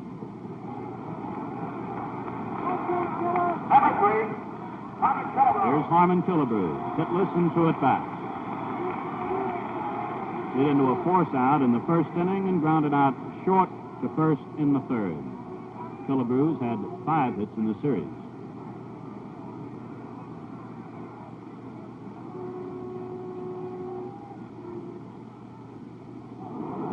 Didn't get the breaking ball. Many people, of course, think of the Twins as a power ball club, home run hitting ball club. Here in Metropolitan Stadium in 1965, the Twins hit fewer home runs than the opposition. Off-speed pitch low to Killebrew, 1-1. The Twins hit 67 home runs in this ballpark in 81 games. Their American League opponents hit 89. Fastball high, ball 2, strike 1. Osteen has walked 3.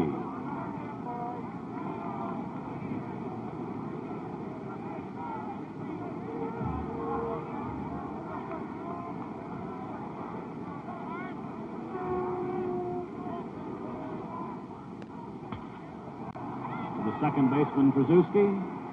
Osteen has his first 1-2-3 inning, and so at the end of the 5th inning, the score, Minnesota 2, the Dodgers nothing. Stop. Using a stainless steel blade, getting a good shave, the best possible shave. You sure? When you bought it, the stainless steel blade was one of the best in the world. Today, you might as well forget it. It and every other ordinary stainless steel blade. Thanks to this, the Gillette Super Stainless, the totally new Gillette Super Stainless blade. What makes it so much better than ordinary stainless steel blades? A new high-chrome stainless steel that takes and holds an incredibly sharp edge. And a smooth new coating more effective than anything else discovered. The result? Miracle edges and a cleaner, closer, more comfortable shave. So don't buy just another stainless steel blade. Make it super stainless. Gillette Super Stainless with the miracle edges. Your shave will last longer. So will the blade. Secret agents Robert Culp and Bill Cosby find themselves targets for the Blue Dragon Society, a sort of Oriental mafia, but twice as deadly on I Spy. Tonight at 10, 9 Central Time. In the Dodgers' 6th inning, Dick Krasuski, the second baseman and number 8 batter, then the pitching spot. We say pitching spot because right now we have noticed the Dodgers have a right-hander throwing again in the bullpen. And then the leadoff batter and shortstop, Maury Wills. 2-0, the Twins lead, start of the 6th. Fouled away, Krasuski called out on strikes in the 3rd inning.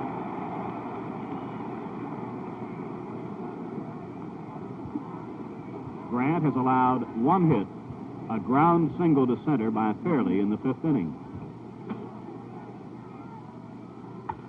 The curve is belted into left field. Allison fires the ball back to the infield, and Krasuski is on. Willie Crawford will bat for Osteen. And in the bullpen, about his 3rd time up in the game, right-hander Howie Reed will apparently be the new Dodger pitcher when the Twins bat in the 6th. Crawford has been up 1 time in the series as a pinch hitter, and he singled.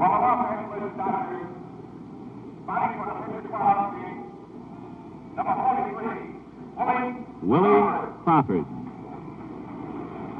So Osteen will depart after working 5 innings and allowing 2 runs, 1 of them earned. Twins have Killebrew in a half step at 3rd. Fastball for a strike.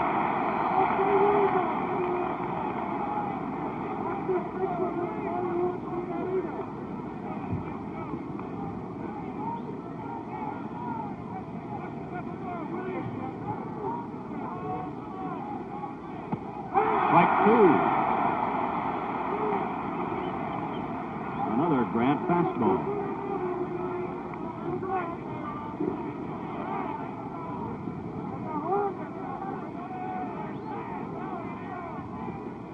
The Twins have yet to come up with a double play in the series.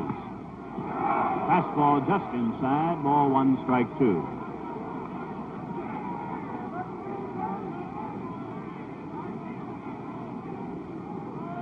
A double play in terms of grounding into a double play.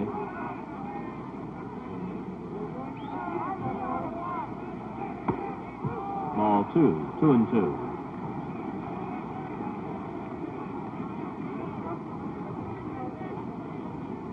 In addition to Howie Reed, left-hander Ron Peronoski is also warming for the Dodgers, and for the Twins, Jim Merritt is up again, and with him, right-hander Alan Worthington. Ball two, strike two, pinch hitter Willie Crawford. Strikeout. Third strikeout for Grant. And with one down in the Dodgers' sixth inning, here's Maury Wills. He is grounded out twice. Still has the most hits in the series, 10.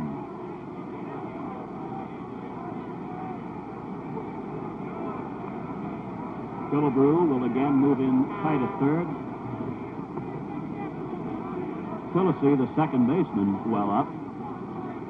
Versailles is a bit more than halfway, and Mencher, of course, holds with a runner. Foul back. I think Wills wanted to go to left field with that one. Strike one.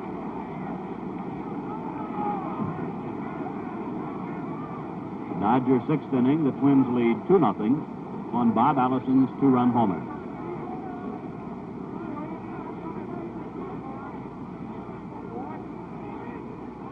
Time call.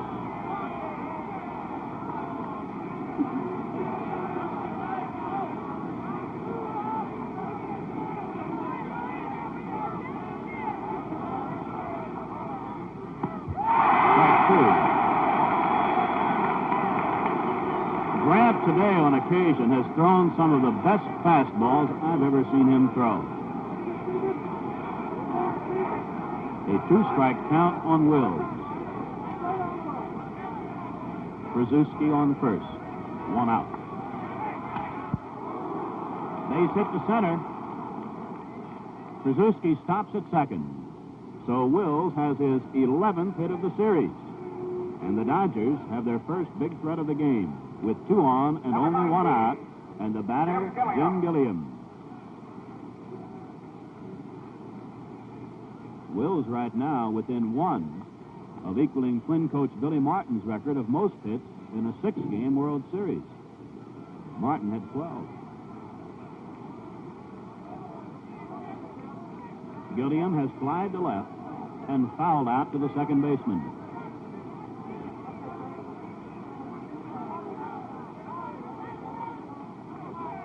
Outfield shaded a little bit to the right.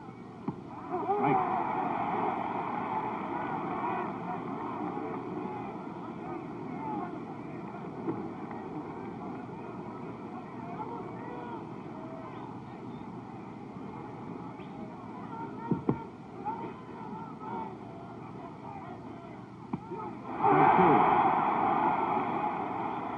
Turned that one over a couple of times. Just a little spin on that one.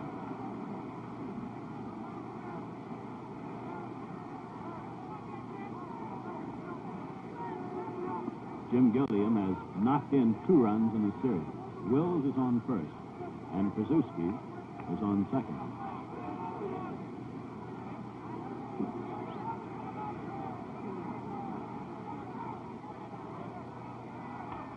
Pop-up. Versailles is back. Allison on. The shortstop calls. Infield fly. 2 down.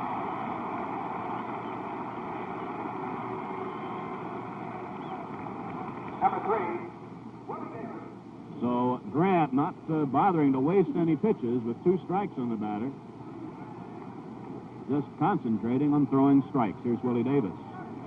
Line to center and grounded out to the first baseman unassisted. There are 2 Dodger base runners, Krasuski at second, Wills on first, 2 out.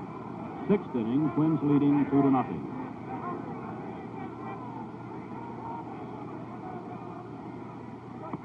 strike.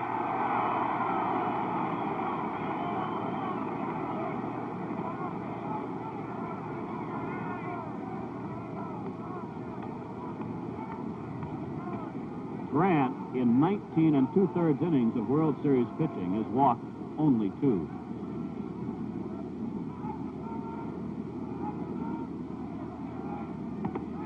Just off the outside edge, 1-1.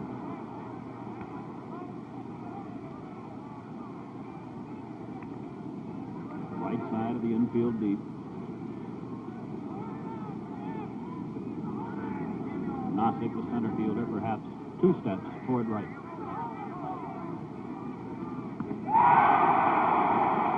That time he gave him the breaking ball, and it's 1-2.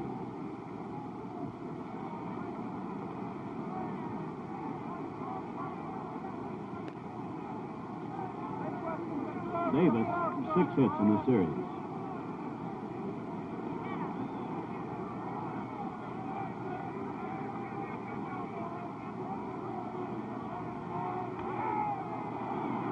Center fielder Joe Nossick in position. The Dodgers are out and leave 2 on. And so at the end of 5.5 innings, the score is the Twins 2 and the Dodgers nothing. Wow!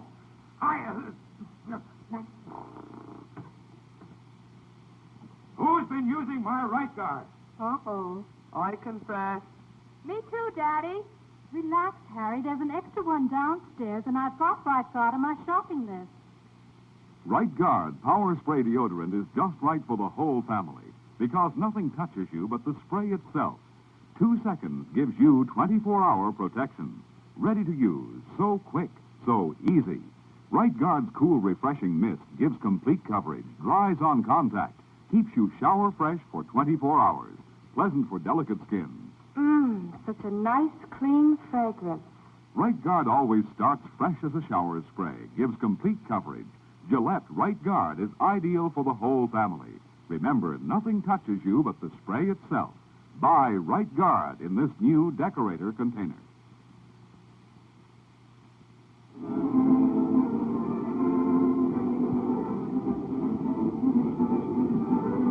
Before the start of today's game, Twins catcher Earl Batty was asked if the Twins were down as a result of losing 3 in a row in Los Angeles. No, I don't think our club was down because we've lost 3 games in a row. All year we've been fighting back after losing a couple of games, and the ball club has been playing pretty good under pressure. And I think being back in our own ballpark is bound to help us.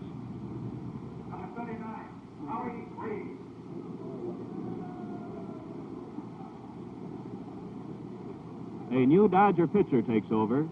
Claude Osteen works 5 full innings, is reached for just 4 hits, struck out 2, walked 3. One of the 2 Twin runs was earned, the other was not. Howie Reed appeared in one earlier game in the series, worked just an inning and a third, struck out 1, didn't allow any hits, didn't walk anybody. In the regular season, well, we'll get it in a moment.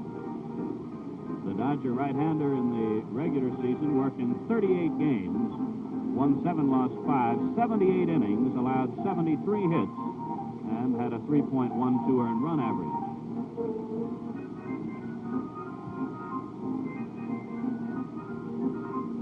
Reed warms up, we remind you that this 1965 World Series game is being brought to you live and in color, exclusively on NBC.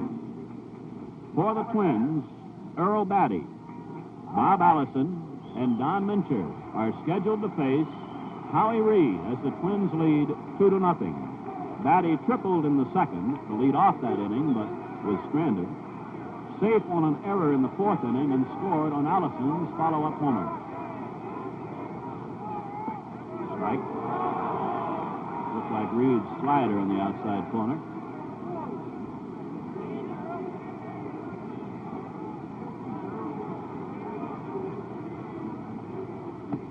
High.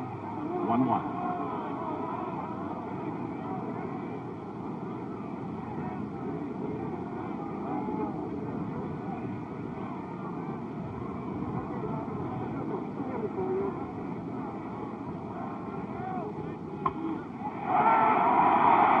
Great play by Parker, and on to Reed. Wes Parker with one of the finer fielding plays of the series.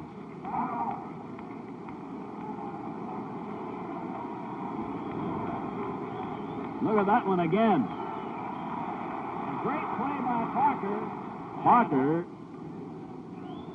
kept Batty from coming up with conceivably a two-base hit, although Batty's not very fast. The Dodger right fielder would have had a long way to go. So one away.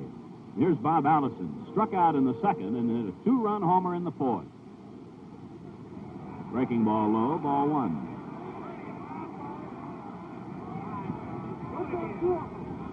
The man at the plate right now came up with perhaps the fielding gem of the series. Fastball low and away, ball 2. In the second game of the series, played here at Metropolitan Stadium, Allison came up with a great catch in left field that most of the folks here at the ball game felt turned the game all around, and the Twins went on to win.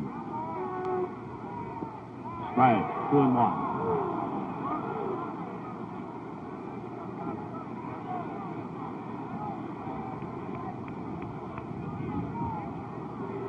The left fielder now has the difficult field to play as far as the sun is concerned, and the shortstop and third baseman on anything hit in the air. Strike 2. Reed concentrating on keeping the ball away from Allison. The count was no balls and 2 strikes with Osteen pitching when Allison homered. You can see the way the shadows are here and the way the Dodger infield is playing Allison. Ball 3. Full count.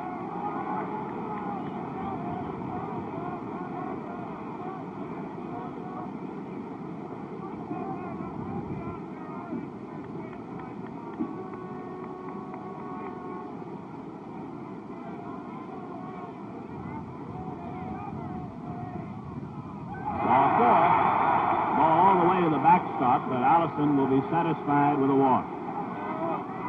The announcement being flashed on the scoreboard that today's paid attendance is 49,578, and that's a new stadium record. For the Twins, walk number 4. Mincher walked in the second and grounded out second to first in the fourth. 3 hits in the series.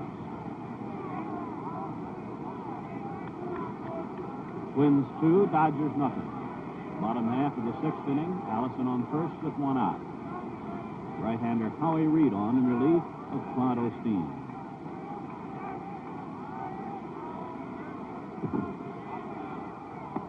Ball 1.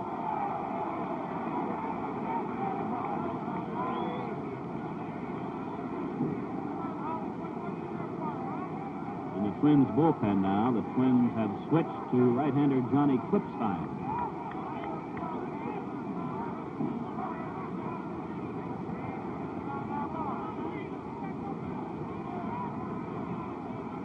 Dodger outfield playing Mincher strictly as a full hitter. Ball 2.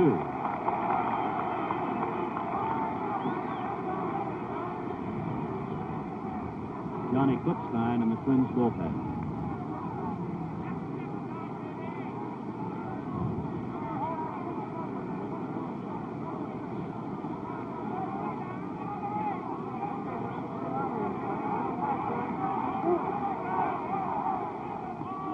Let-up delivery in for a strike, and it's 2-1.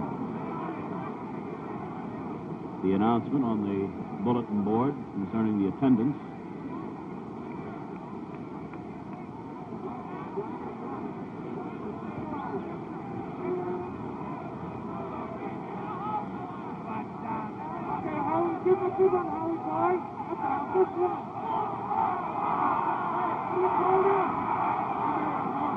Dodger first baseman Wes Parker not holding with Allison.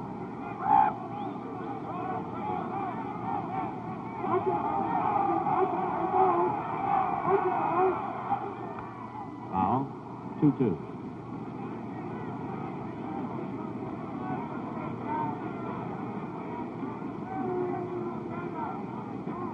To my knowledge, manager Sam Neely has made no definite statement concerning who will pitch the seventh game, if there is one. And Walter Alston has made no public announcement concerning his plans for tomorrow. Although I think a few broad guesses might be in order as far as the Dodgers are concerned. 2-2 to Minchell. Foul. Into the Twins' dugout and out.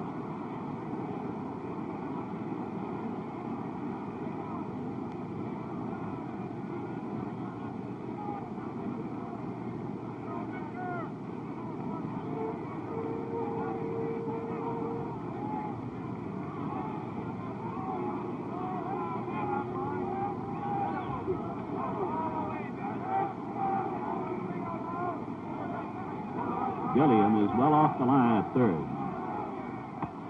3-2. Now we'll see if Allison is going.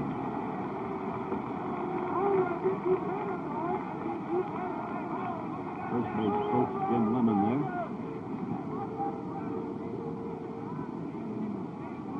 Allison stole 10 bases in the regular season.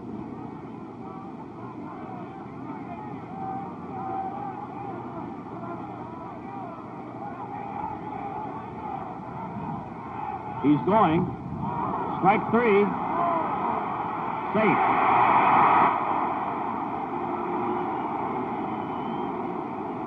Maury Wills debating the call by umpire Tony Benson. Dick Krasuski standing by. Let's watch it again.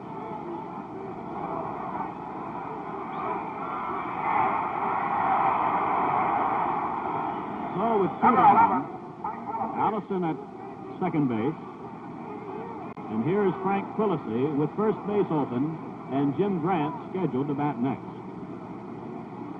That was Reed's first strikeout.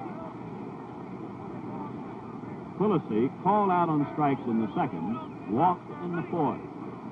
Roseboro to the mound. The Twins leading by 2-0.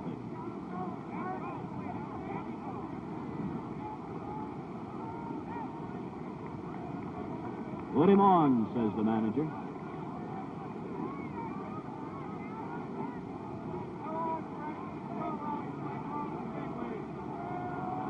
Vin being the forgetful type, can I ask you a statement I think you made at the start of the game? No team has ever won 4 in a row after losing the first 2 games. Is that right? That's right, Ray. The Dodgers in 1955 lost the first 2 games of the series and came on to win it, but they did not win 4 in a row. And then the Dodgers of 56 won 2 in a row, and then the Yankees came back to win it, but again, not 4 in a row. Ball 4 to Frank Quillisi. Here's Jim Grant.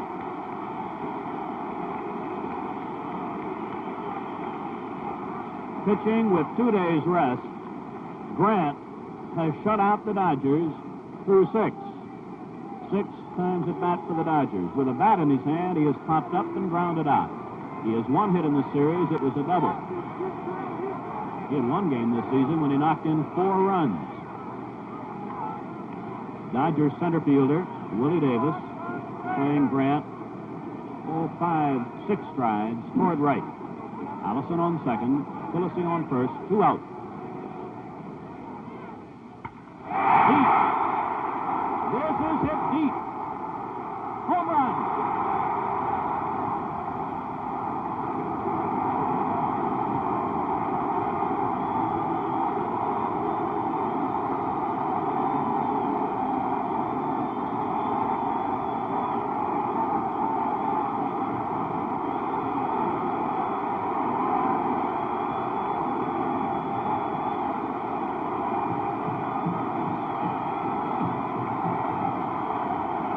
Look at this one again.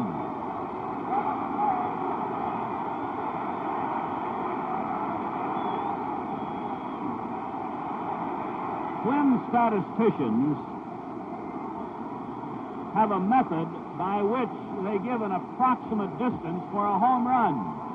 And they tell us that one was hit 392 feet. I don't think I need to add, it is Jim Grant's first World Series homer.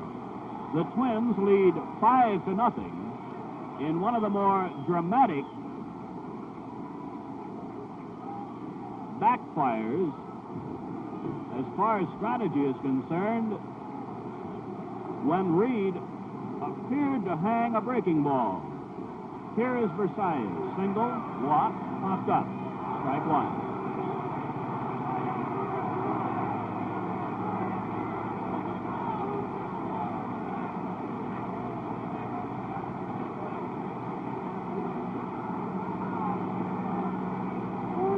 Innumerable statistics are kept concerning World Series play, of course.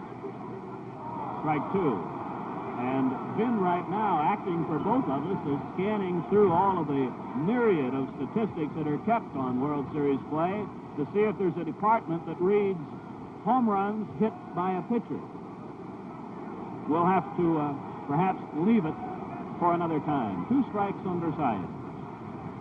Low, and it's 1-2.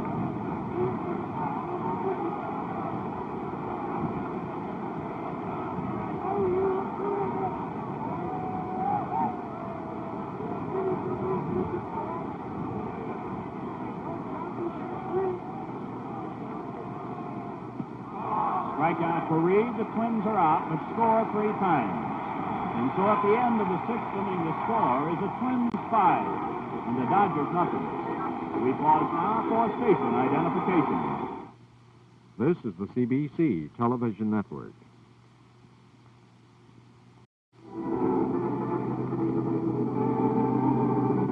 As we watch these major leaguers, the best at their profession, we could pass along a thought here that there is no single training ground from which will come the big leaguers of tomorrow, and because of that, baseball must see to it that it contributes to the rapid growth which the game currently enjoys. And this is a responsibility which professional baseball in this country both welcomes and respects. In the Dodgers' 7th inning, with the Twins leading 5-0, using exclusively the long ball, Allison's 2-run homer, the Twins' 5th of the series, and Grant's 3-run homer, number 6 for the Twins in this series. Fairley is 1 for 2. He's singled for the first hit off Grant in the 5th inning. First time up in the 2nd, sent a fly ball to center. 5-0 the Twins on 5 hits to 3. Fouled away, strike 2.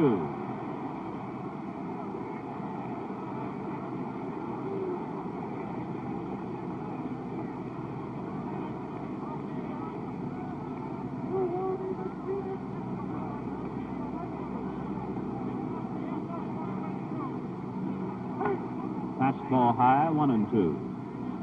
Grant has 3 strikeouts to his credit today. He has issued no walks.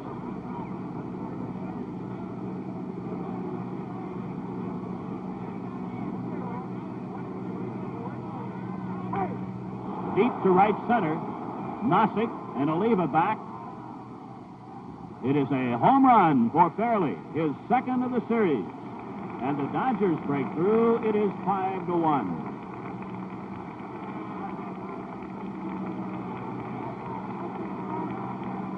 Number 41, Lou Johnson. Ron Fairley gets his 10th hit, 2nd home run. Here is Lou Johnson, hitless and 2 at bats. He is fouled out and grounded into a force out. The home run by Fairley, the Dodgers' 4th hit of the game, accidentally fouled back for strike 1. And Fairley's home run traveled over 400 feet. It landed in the Twins' bullpen.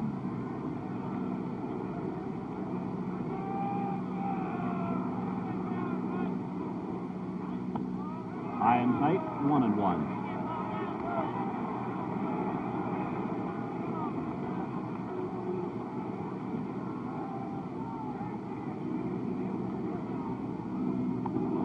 over his head. Ball 2 and strike 1. And Grant could well be tiring, and understandably so.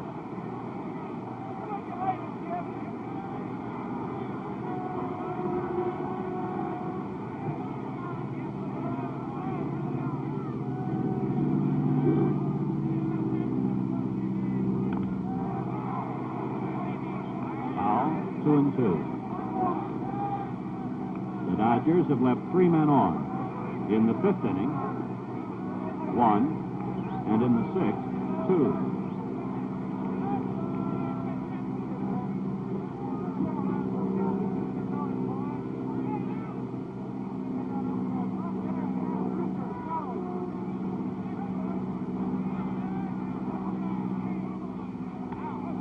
Foul back off the breaking ball.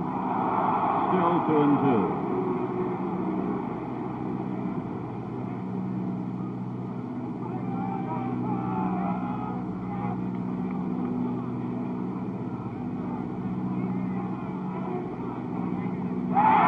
Out on the curveball. Grant gets his 4th strikeout. 1 Dodger retired in the 7th inning, and here is Wes Parker. In the Dodger bullpen, veteran left-hander Johnny Padres. For the Twins, it is again Al Worthington and Jim Merritt.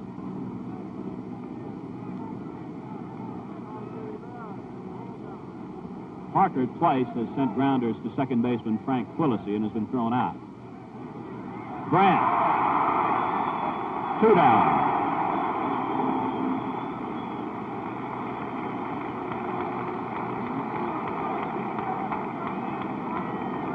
Here's the Dodger catcher, Johnny Roseboro.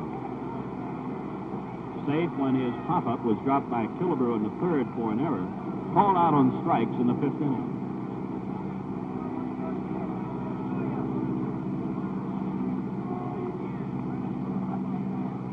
Number 8, John Olson. Right.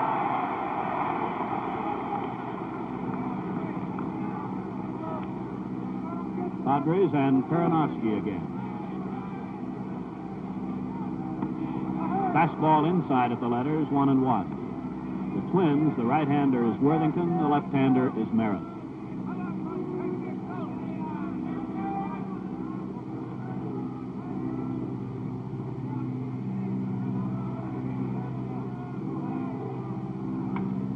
Base hit to left.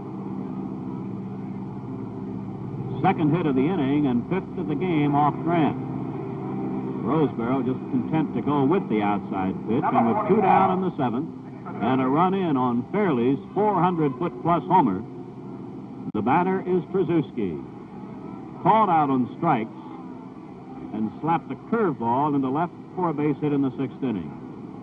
It was Trzaskowski's 2nd hit of the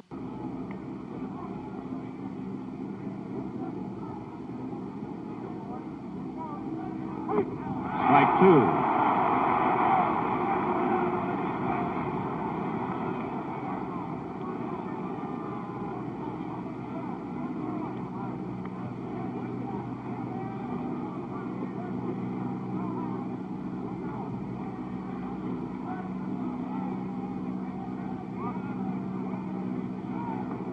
A little high for 1 and 2.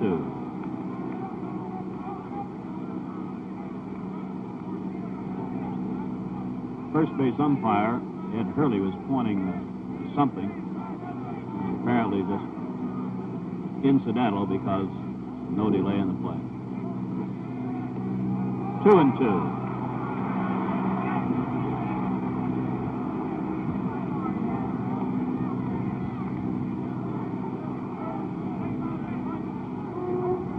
Vin Scully pointed out, the Twins had activity in the bullpen from the very start of the game. Lefty Jim Merritt was up when the game started. Center fielder Joe Nossick. The Dodgers are out. 1 man is left, and a run is scored. And so at the end of 6.5 innings, the score, Minnesota 5, the Dodgers 1. Not long ago, the stainless steel blade was one of the best razor blades you could buy. Today, you might as well forget it. It and every other ordinary stainless steel blade. because of this. The Gillette Super Stainless. The totally new Gillette Super Stainless blade. The new Gillette Super Stainless is better than any other blade you've ever used because of two things. A new high-chrome stainless steel that takes and holds an incredibly sharp edge, and a smooth new coating, more effective than anything else discovered. The result? Miracle edges and a cleaner, closer, more comfortable shave. So don't buy just another stainless steel blade. Make it super stainless. Gillette Super Stainless with the miracle edges. Your shave will last longer. So will the blade. This Sunday, NBC will present 3 regional American Football League games. The Buffalo Bills will face the Kansas City Chiefs, the San Diego Chargers will meet the Boston Patriots, and the Denver Broncos and the Houston Oilers meet at Denver. That's AFL football live, mostly in color and exclusively on NBC. Check your local listings for the game and time in your city. In the 7th inning, the Twins leading the Dodgers 5-1 and seeking to extend the series to 7 games will send up the center fielder Nossick, the right fielder Oliva, and the third baseman Killebrew. Nossick is hitless in 3 trips today, 4 hits in the series. High and inside, ball 1.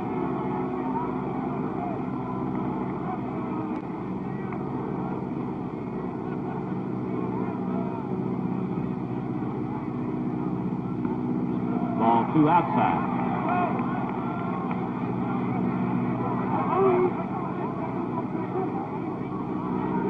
Reed is scheduled to bat first in the Dodger 8th inning. Strike 2-1.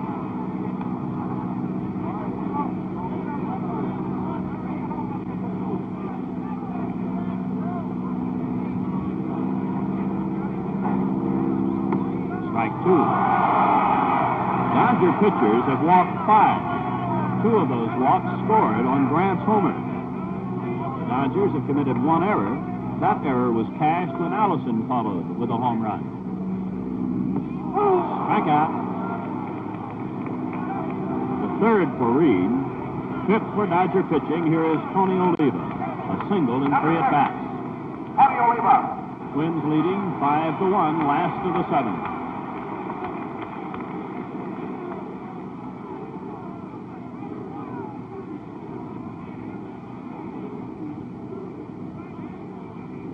Jim Cott would be a possibility for tomorrow if the series goes to 7 games for the Twins pitching choice. Pasquale a possibility. Jim Merritt. John Drysdale will probably be the Dodger pitcher. Ball 1 to Oliva.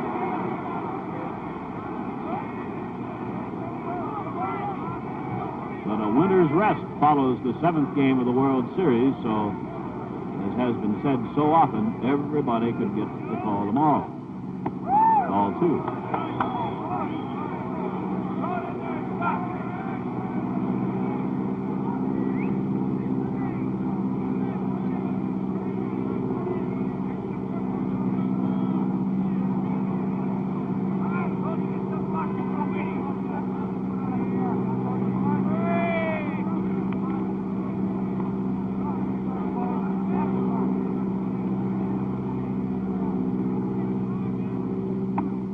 Strike 2-1.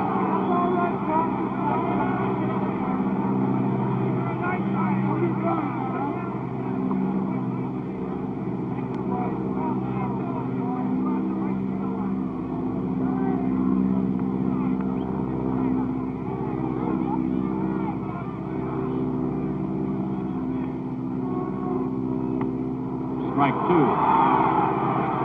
2-2. 1 out, none on. This is the Twins' 7th inning. Twins are leading 5-1. Twin right-hander Dave Boswell working in the Twins bullpen, and for the Dodgers, it's Rod Miller. In the right center field, Fairley fires back to the infield, and Oliva has his 2nd hit of the game and 5th of the series. With 1 out, here is Killebrew. Twins hit number 6. Killebrew is hitless in 3 trips today.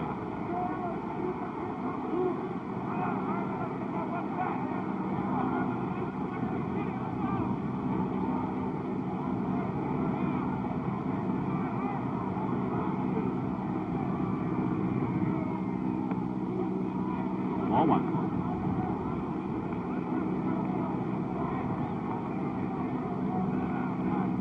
The only shadow in the playing area right now is deep in the right field corner.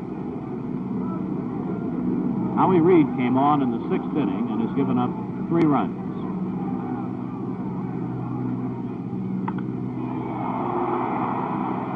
Maury Wills, Lou Johnson after this foul, and it's Wills, 2 down.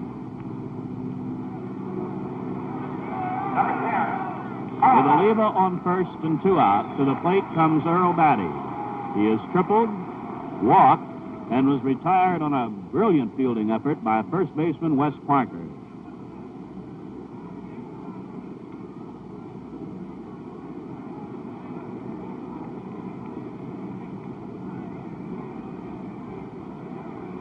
The Twins catcher concentrates on just meeting the ball. So he chokes up a couple of inches.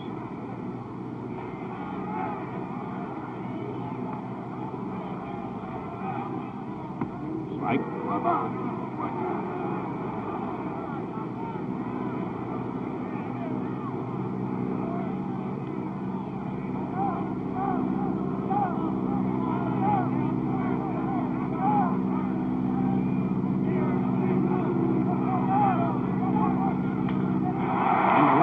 Field. Willie Davis a long way, fairly there, and fairly makes the grab. The Twins are out, 1 man left. At the end of the 7th inning, the score, the Twins 5 and the Dodgers 1.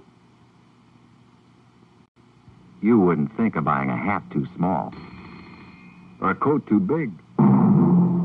You wouldn't use clubs too long or a gun too short. You insist your mask fits tight. Your ball weighs right. But what about your pen?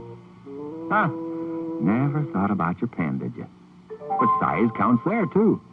Size makes writing easy or hard, cramped or comfortable. That's why Papermate designed the 3 different size, shaped, and weighted pens in the Papermate Profile Trio. That one's the slim, light, responsive, smart. That's the husky, real heft and weight, masculine. And the regular, average size and weight, the one most people like. 3 pens, 3 sizes, shapes, and weights. The Papermate Profile Trio. Pick the one that's right for you.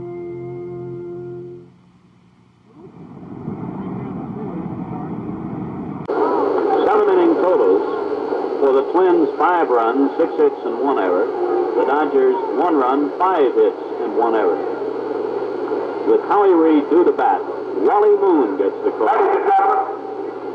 The veteran Dodger has batted once in the series and failed to hit.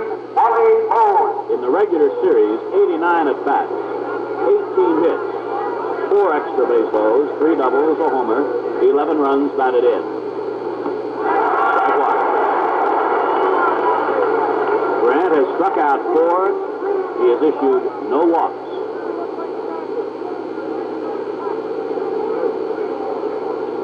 Time called by the plate umpire. Just missing the knees, 1 and 1.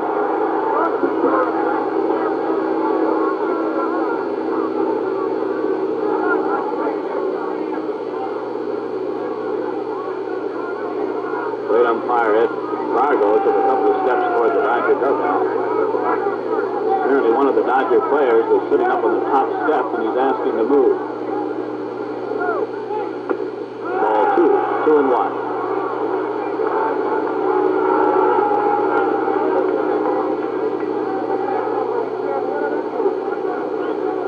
The only wind we've had today, about 5 miles an hour, has been blowing in toward home plate. Strike, 2 and 2. Grant allowed no hits the first 4 innings, 1 in the 5th, 2 in the 6th, 2 in the 7th. batters and a full count.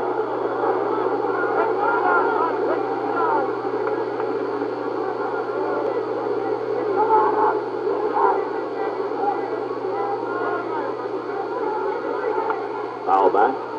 I'm sure you've noticed Grant wastes no time at all. He's always a threat to pitch a game in about 2 hours. He'll fittingly say, with the sort of stuff I have, I don't want to think about it too long. Just get the ball up to the plate. Second baseman Frank Quillisi, to Mincher, 1 down. This Saturday, NBC will telecast one of the top college football games of the year. When undefeated Texas meets undefeated Arkansas in the NCAA Game of the Week. That's at 4 Eastern Time, 3 Central Time, live and in color, exclusively on NBC. And remember that before each college football game, the Bud Wilkinson NCAA preview show. Here is Maury Wills. Today, a single in 3 trips. In the series, 11 hits, and that's tops.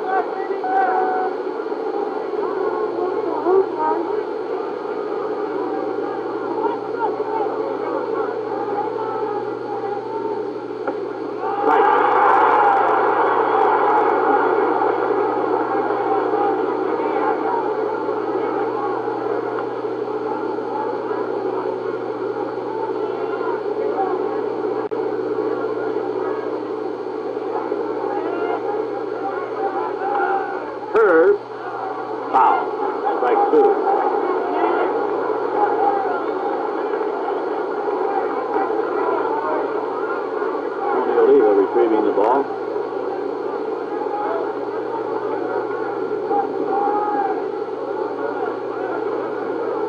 Twins devised a special inner defense against Wills for the series, but he has still managed to get 11 hits. High, 1 and 2.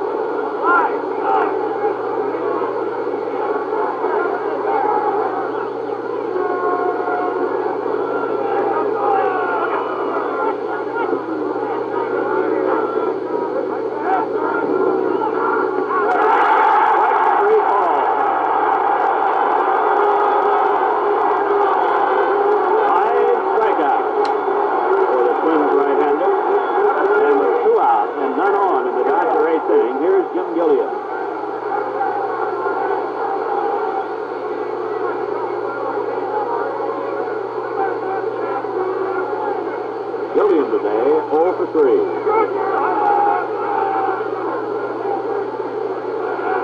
He is fly to left, fouled out, and popped up.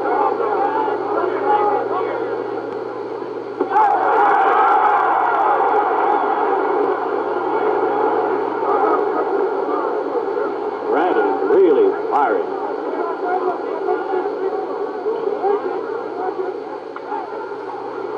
To Versailles.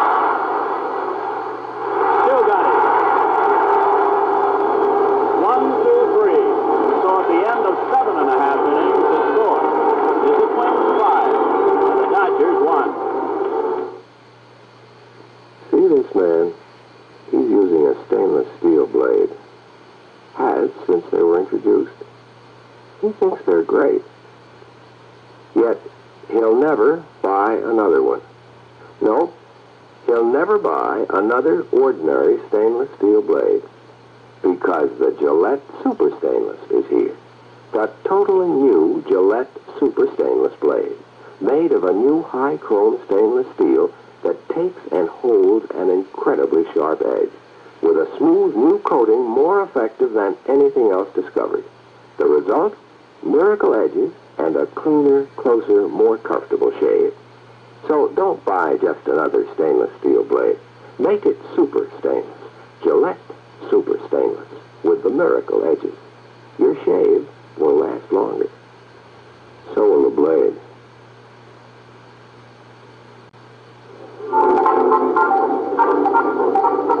Moving into the last of the 8th, Twins with a 5-1 lead, and a third Dodger pitcher.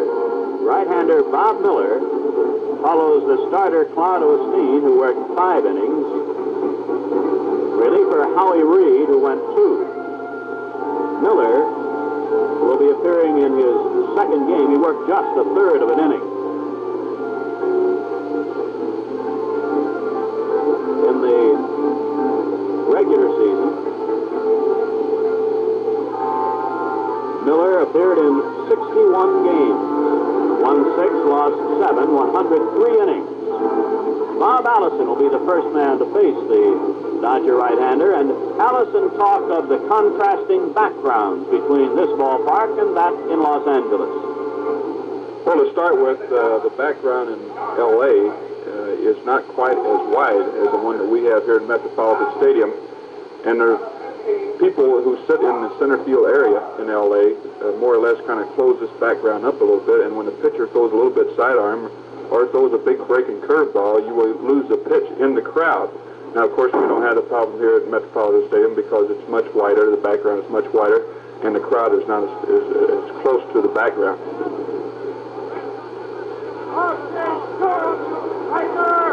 In the last of the 8th, for the Twins, it will be after Allison, Don Mincher, and the second baseman, Frank Quillisi.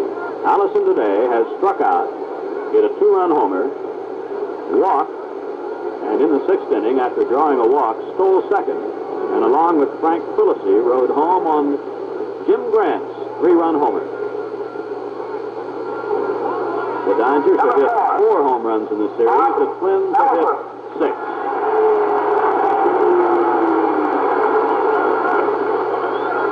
Howie Reed worked 2 innings, allowed 2 hits, struck out 3, walked 2, and the 2 walks were costly because Jim Grant's homer came with those 2 men aboard, the men who had walked. Ball 1.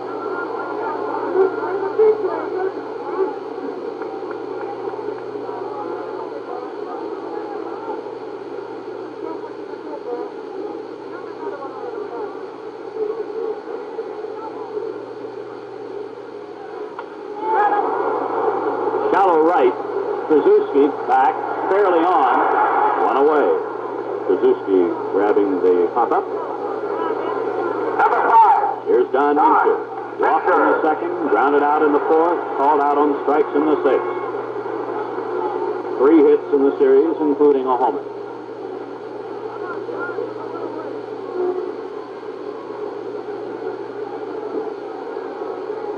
In the Dodger 9th inning, Willie Davis, Ron Fairley, and Lou Johnson are the scheduled batters.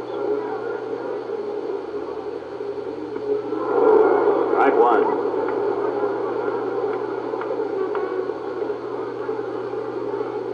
The game started with a temperature of 54 degrees. It's scheduled to go up to about 60. Strike 2, fastball at the knees.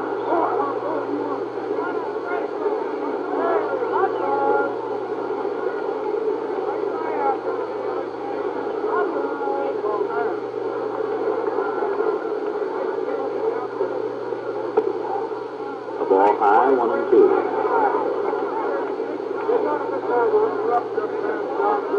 6 Twins have been left on, 4 Dodgers.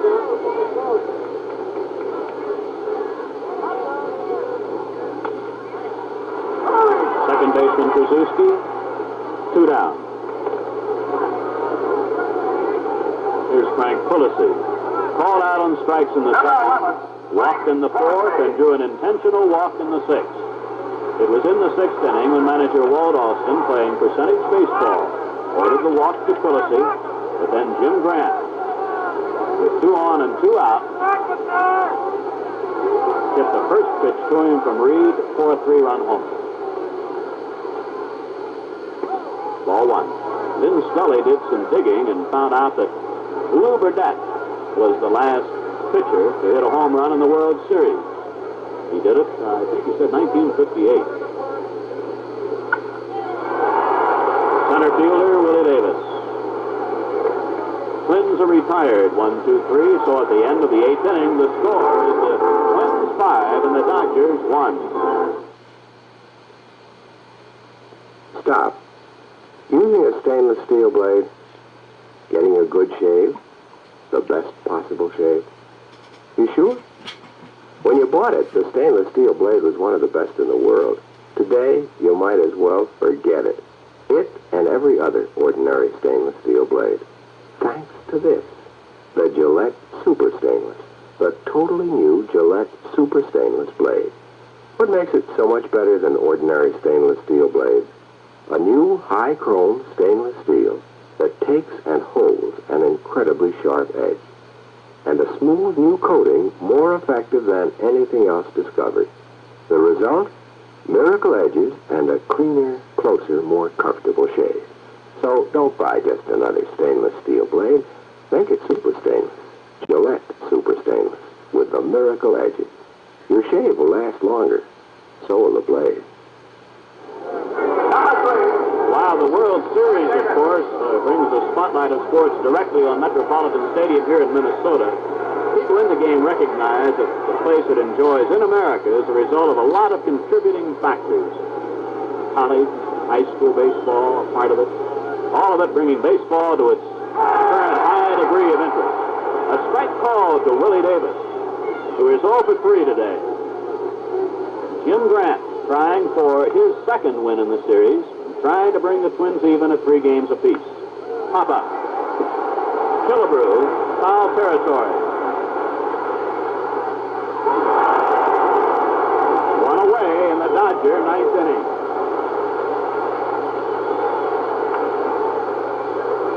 Here is Ron Fairley. Number 6. He has hit the ball hard 3 times. He has lined the center, singled the center, and hit a 400-foot-plus homer, his second home run of the series. He has 10 hits. Only Maury Wills has more, 11.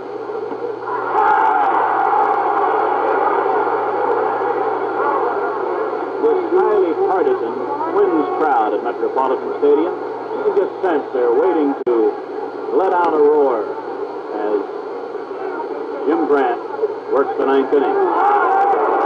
Low, 1-1. On deck for the Dodgers, Lou Johnson.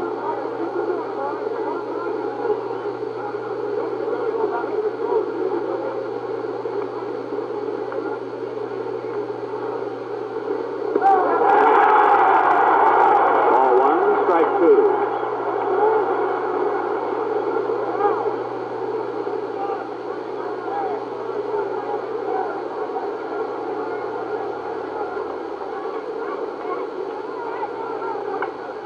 Short. The first. 2 down in the Dodger 9th inning.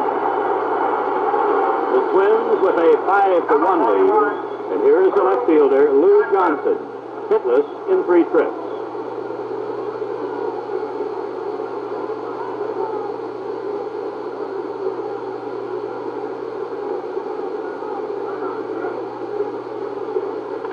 Foul back, strike 1. Jim Grant's 3-run homer not only gave the Twins a 5-0 lead at that moment, but it also limited, of course, very much what the Dodgers could do in the event they got men aboard. Foul, strike 2. Grant has struck out 5. He has issued no walks. Twins scoring on homers. Allison 2-run homer and Grant's 3-run belt. The Dodger run on a homer by Fairley, so it's long ball or no count. Foul gave him the breaking ball.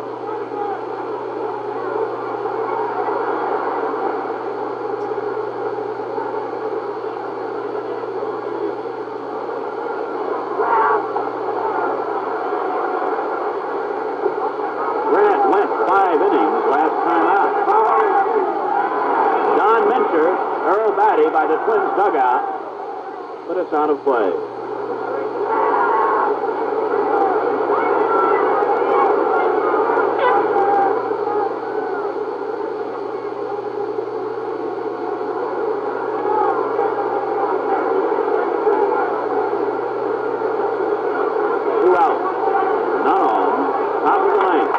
Strike count on Johnson. Just inside. Ball 1, strike 2. Grant thought he had a strike. I have never seen Grant really what you could call beef about a call by an umpire. He just usually do what he did there, grin and go back to work. Into left field, a base hit off the curveball. And Johnson has his first hit of the day. Hit number 6 for the Dodgers. And with 2 out, here's Wes Parker. Number 28 has hit the ball on the ground. Twice to the second baseman. And in the 7th inning, hit a high hopper that Grant speared and turned into an out at first.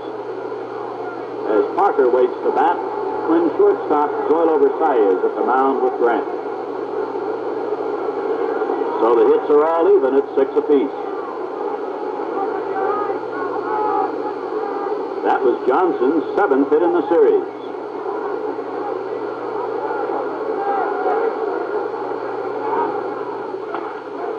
Dementor, foul. Strike 1.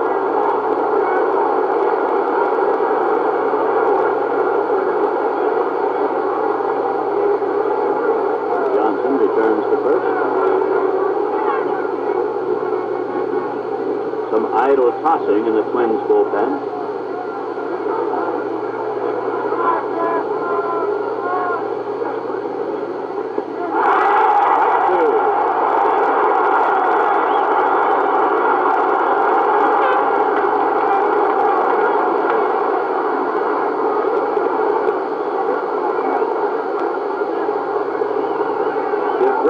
This game and wins it, it means that every winning effort has been a complete effort. To the second baseman. To first. Ball game is over. The Twins have squared the series as Jim Grant receives congratulations from his teammates. Manager Sam Neely and the coaches. Grant wins his second game of the series. The Twins win 5-1. 5 runs, 6 hits, and 1 error for the Twins. 1 run, 6 hits, and 1 error for the Dodgers. In a moment, we'll review the highlights of the game for you. Here's a test to show you what Tame Cream Rinse can do. This girl rinsed half her hair with Tame. Tame is taken into the hair to condition it. This side without Tame tangles. Rinsed with Tame, tangle-free. Without Tame, dry, fly away. With Tame, manageable and shining. Yes, it's a shame to shampoo without Tame. Tame Cream Rinse. For extra dry or color-treated hair, use extra conditioning Tame. Now, another message from our sponsor. Dippity-doo. You! Dippity-doo. For setting your hair. Dippity-doo. Rollers. Dippity-doo. Easy. Dippity-doo. No slips, no rips. Dippity-doo. Dippity-doo. Dippity-doo. Real body holds your set between shampoos. Dippity-doo. You. For you. As this record Metropolitan Stadium crowd wends their way homeward, we'll call in the voice of the Dodgers, Vin Scully, to summarize the 6th game of the World Series. Vin? Thank you, Ray. And without a doubt, the man who stood tall, about 10 feet tall, in the middle of the Metropolitan Stadium infield was Jim Grant. The right-hander from La Cucci, Florida, turned in one of the great efforts, and certainly just when his club needed it. The cold stats do not tell the story. For the Twins, 5 runs, 6 hits, and 1 error, they left 8. For the Dodgers, 1 run, 6 hits, and 1 error, they left 5. For the Twins, they played their game. It was scoreless in the 4th. Earl Batty hit a ground ball to Dick Tracewski. Tracewski had trouble with it for an error. Then Osteen, who had been struggling anyway, got 0-2 to Bob Allison. And, of course, pitchers hate to give up a home run at any time, and particularly when they have the count their way. And with the count no balls and 2 strikes on Bob Allison, who had struck out in the 2nd inning, Osteen got a strike over the middle of the plate, and Allison hit it about 375 feet into the left center field bleachers, and the Twins were off and running. In the 6th inning, with 2 on and 2 out, just to really pinpoint his all-around performance today, Jim Grant then came up and hit a 3-run home run, and that, to all intents and purposes, iced the game, and no pun intended, as it gets a little cool in Minnesota at the end of the day. The Dodger run, a home run by Ron Fairley, and it was all over 5-1 in favor of Minnesota. For Claude Osteen, the man who had never lost to Minnesota, he had won his first Major League game here at Metropolitan Stadium in 1961. Osteen today suffered his first defeat at the hands of the Twins. He is now 6-1 lifetime. The home run by Jim Grant sent everybody going through the record books to find out the last time a pitcher homered in the World Series. Well, the last time a National League pitcher hit a home run in the World Series, it was by Lou Burdette of the Milwaukee Braves in 1958 against the New York Yankees. And the last time an American League pitcher hit a home run in the World Series was 1920 by Jim Bagby of the Cleveland Indians against the Brooklyn Dodgers. So the Dodgers have come full tilt, and 45 years later, they're hit by another home run hit by a pitcher in the World Series. Tomorrow, it would appear as if Don Drysdale will go for the Dodgers. And for the Twins, it'll be the subject of many conversations tonight. Will Sam Mealy go with Camilo Pascual, who went 5 innings the other day at Dodger Stadium? Or will he go with Jim Merritt? Merritt, it would seem, almost pitched part of a game in the bullpen, back of his starting pitcher Grant today. And I would think before making up his mind, Mealy would want to be sure that Jim Merritt did not pitch a game down there in the bullpen. So the guessing game will continue throughout the night. The one thing we know, for the 18th time in 62 World Series, the two combatants go down to the last game. And our guess, it'll be Drysdale for the Dodgers. We'll wait on Sam Mealy as to whether Jim Merritt, Camilo Pascual, or, for all we know, a dark horse out of the shadows going to the mound. So the Twins are not only alive, they are dead even, 3-3. The Dodgers were unable to establish a precedent in the World Series. As we had pointed out earlier, no ball club has ever lost the first 2 games of a series and then won 4 consecutive. The Dodgers won 3 and then lost here at Metropolitan Stadium today. As far as someone who had watched the Dodgers all year, there was only one surprise in the entire ball game. And certainly it was not the home run by Jim Grant or the home run by Bob Allison or the home run by Ron Fairley. The only big surprise, and I'm sure it will be well written, would be in the first 3.5 innings when it was a scoreless ball game. The Dodgers did not try to bunt even once. Of course, once it got to be 2-0 and 5-0, they could no longer play their game. For the first 4 innings, it was rather startling to see a Dodger ball club that is in the series because of running and has won 3 games because of running. And it was interesting that when it came down to the 6th game of the World Series, they did not try to run. That is, in the first 4 innings, and then it was too late. So the Twins and the Dodgers are going steady into the 7th game of the World Series tomorrow. And Ray, just hope for both of us that the weatherman will allow it to be played to its conclusion and we can close up what should be an exciting 7th and final game of the series. Well, you know, Ben, I have never been an expert on any subject, but if there's one subject that I am less an expert on than any other, it would be in the area of the weather. And I do think we should point out that the weatherman said that the weather would be as it was at the start of the game. Clear, about 55, it would go to 60. But, to the best of my knowledge, the last forecast I heard on the way to the ballpark said that heavy cloud cover would move in during the afternoon, and that then would follow the predicted rain.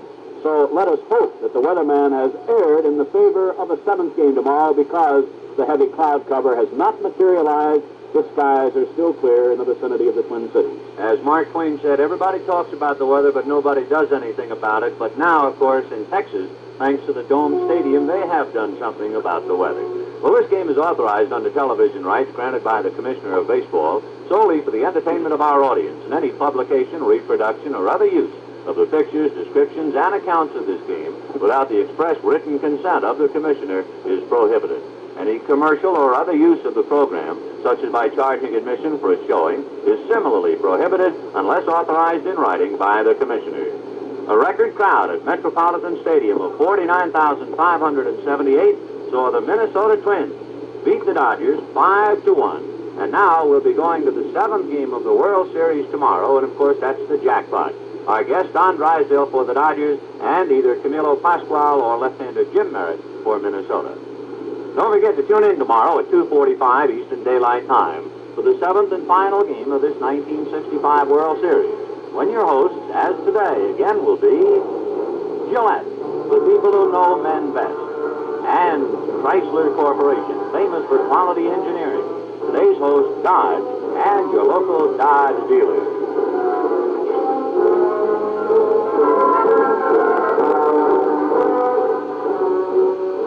Secret Agent Robert Salt.